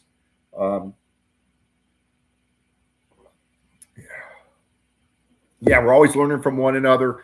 Another thing I recommend, I know that if you guys watched the conversation I had with Mike Peden and Tony Higgins on the whole J-Jazz stuff, I do recommend, this is a $100 book, and I don't know how many, these were a limited amount. I don't know how many they made of these. If you want to learn about Japanese jazz, this is the book to get. This is freaking awesome. I'm still reading through this. And those guys put this together. And the beginning section, there's the history of Japanese jazz. To me, in English, this is the only thing you can really find that has a lot on Japanese jazz. And the pictures in this are fantastic. But, you got the history of it here, the quality of the pages. It was $100. It was worth every penny. Look at all the information.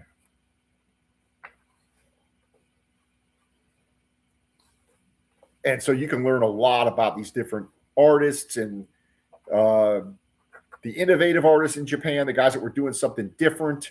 Again, if you missed that conversation, go back and watch that. It was one of my favorite conversations I've had in a while with those guys. They were so knowledgeable and they were a lot of fun to talk to. And they talked all about the J-Jazz series and the compilations. And again, it was those guys that turned me on to Japanese jazz. I had no clue about it until I bought that compilation. I may have heard a name passing here or there, but I didn't know anything about it. I didn't know about any of these artists. And so those guys, Tony Higgins and Mike Peden, that compilation they put out several years ago, 2018 or whatever, that completely turned me on to Japanese jazz. And so, but look at these pictures. These are just wonderful. And it was interesting because they were talking about when they first went to Japan 15, 20 years ago, these records were so cheap that no one was buying them. And, when people started doing the reissues of them, then all of a sudden they, became more popular and people from the United States started buying them. And so a lot of these original pressings are just outrageously expensive. So I'm probably going to focus more on reissues when I'm over there of if I buy any of the older stuff from the 70s, it's going to be probably reissues. This is freaking awesome. I just got this not long ago. I need to do a review of this. This album is freaking smoking. What I like about these Japanese guys is, man, they are just fierce. And back during the time in the 70s when they were making these, the American jazz stuff wasn't so fierce. Even the fusion stuff, while we had some good stuff coming out, it wasn't like as intense as some of this stuff. And these dudes are freaking fierce. Like their tone, they're just ripping it on their instruments, the trumpets, the saxophones, the drummers are just freaking fierce. That's the best way I can explain it. And I love that stuff. So it's burning, fierce playing. So and it's something that I think at that time was even superior to what was going on in the U.S. And those guys agreed. But again, that's another opinion thing, right? Someone can go across and listen to this and say they're just copying off of so-and-so. And at the beginning, when Japanese jazz had just gotten started, they weren't that creative. That was one of the criticisms when they started playing the straight ahead stuff, was they were just trying to learn jazz, the language, by copying the greats, the American guys, and then trying to some of them did their own thing, a little minor creativity. But then when they started turning in, getting fierce and kind of going into this whole fusion avant-garde type of thing, they just freaking tore it up. And I recommend getting this book. There's a lot of there's different articles in here by different musicians, and it's just really cool. So if you're interested in Japanese jazz, spring for the $100. Get them while you can. I don't know how many they made of these, but I have a feeling that these could sell out and they'll be gone. And I was a bit hesitant at first. I can't remember where I got it right now. But anyway, I picked it up online, and this is just a fascinating book. The pictures, all the albums, you can just discover a lot of stuff. And a lot of this stuff hasn't even been reissued. A lot of this stuff, they were telling me that they got these pictures from private collections, and some of these records were rarely seen, and they got some of the pictures to put in this book. So this is the authoritative English book on Japanese jazz. So another plug for those guys over at BBE. Fascinating. If you want to learn about it, I would pick it up. Now here, you know what? We were just talking about ECM. I talked about going to the record store today, and I bought a used ECM record. So this, John Abercrombie, who I love. BBE, barely breaking even, Matt. BBE. Here's an ECM record. And I haven't heard this. It was a shiny thing. The lure dropped in front of me like a fish, and I saw it, and it was like $5, and the record was pristine, even though the cover was actually torn apart. I had to glue it back together. It was $5. Nice shape. Even the cover's in pretty good shape, except for the little cutout, which I could care less about. I'm going to type that in there just to make sure that you understood what I said. BBE.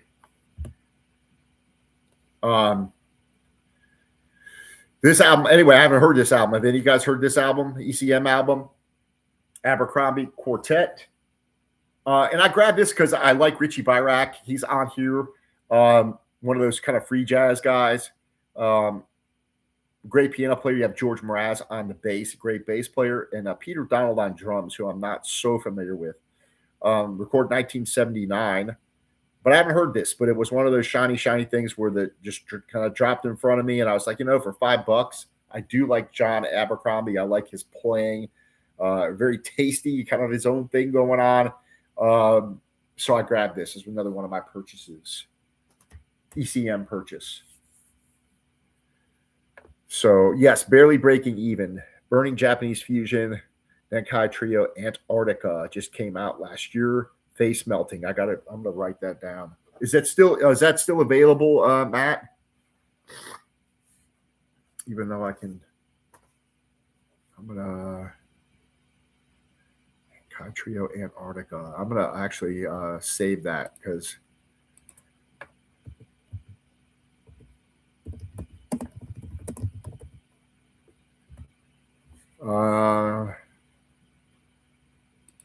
oh yeah, I saw that with the penguins on it, right? I'm gonna. That's actually, I think I have this on my list for when I go to Tokyo.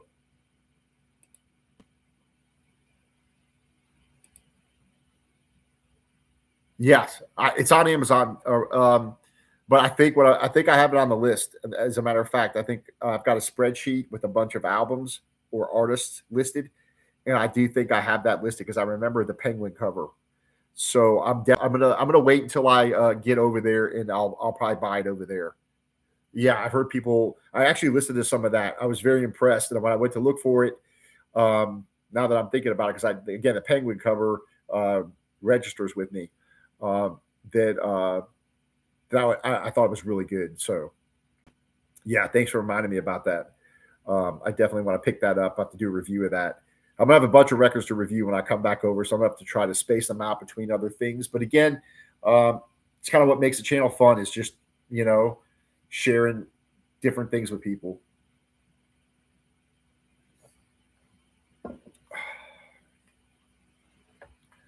All right, well, I'm going almost 2 hours here. I appreciate everybody's comments. I appreciate the conversation. I appreciate you coming by. I don't do a lot of these live streams. I do want to do more of them, and maybe I should put them out, schedule them out. The problem is topics. It's not often I can just sit here and ramble on. And I had a topic that I wanted to address tonight, which was the whole creativity thing and the whole Andy Edwards uh, issue with him. And that I just wanted to kind of address that, talk about how I think about creativity and how I think about music as an art, and some of the reasons why, being a little bit more clear on why I disagree with Andy on the whole jazz being alive or dead. So, and again, I didn't think that was going to that video that I made, that rant video. I didn't think he was going to take that serious. He really freaking he really went off on that. So anyway, I didn't think he was going to get that. He says he's not upset about it, but that I had insulted him and he has just disdain for what I did. So that's okay. I can take that. So yeah, well, I'm back to reviews. You got 2 reviews coming your way. One tomorrow on Monday, and then on Tuesday there's another. I've got several records here that aren't even open that I'm going to review. So yes, another live when I get back from Japan. Definitely, I will definitely do that, Mark. That would be fun. I can tell you guys about the trip. I'll schedule that out for like a couple of days so that it comes up on your, the subscribe thing, and it's coming, and that way. But yeah, I definitely want to share with you guys. And I'm also going to be doing some shorts when I'm over there and some videos that I'm going to post. I don't know how that's going to go over. I like when I'm going to a club or going into a record store, I do want to do like little shorts and show you guys where I'm at and stuff like that. So if you see those, leave your comments or whatever on those. I know a lot of times those kind of get overlooked, the short thing. I don't know how many people pay attention to shorts. I do the shorts. I usually do the what's on the turntable shorts, and I do those just for fun.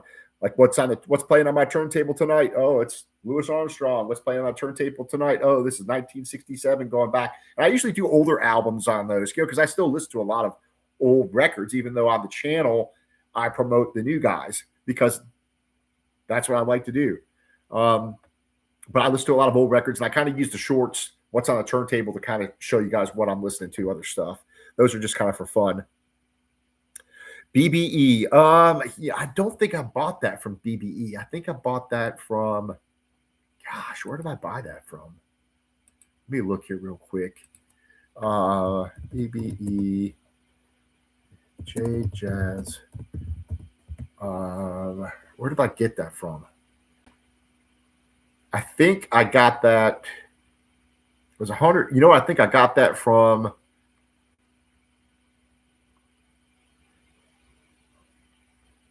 I still have it. Yeah.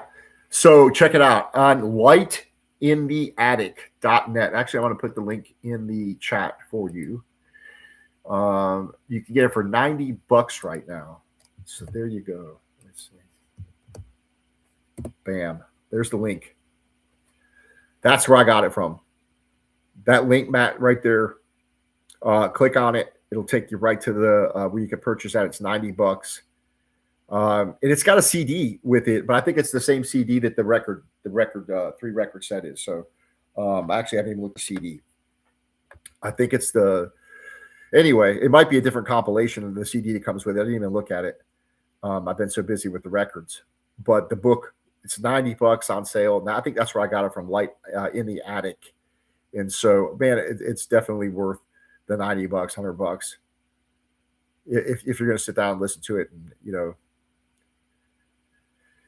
well, I appreciate Sam and Matt, you guys coming by, all you guys that commented, and I appreciate you guys hanging out and giving me your feedback. So I appreciate it. I'm going to probably tune out now, and it's 8 o'clock. I had to work most of the day today, and I've kind of got a little bit of a cold, and so I want to make sure I get some good sleep so I don't get real sick. So I appreciate you guys hanging out, and I hope everybody's been able to hear okay. Has the volume and everything been good for you guys? Sam, Matt? I'm assuming so because you've been commenting. So,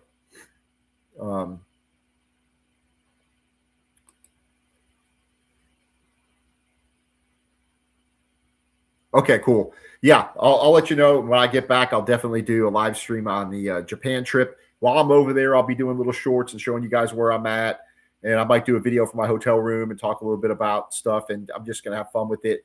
And then I've got clips from that. If you guys didn't, again, the conversation I had with those guys from BBE, I'm also gonna post some clips up while I'm over there. So I've got some other content to put that are shorter clips of different topics that we talked about. So the people that didn't sit through the whole thing can watch them that way. So I'll put those up while I'm over there as well.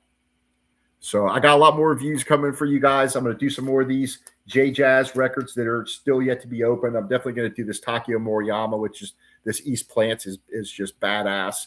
The drumming on this is just fierce. It's freaking awesome. I'm going to review this and play this for you guys.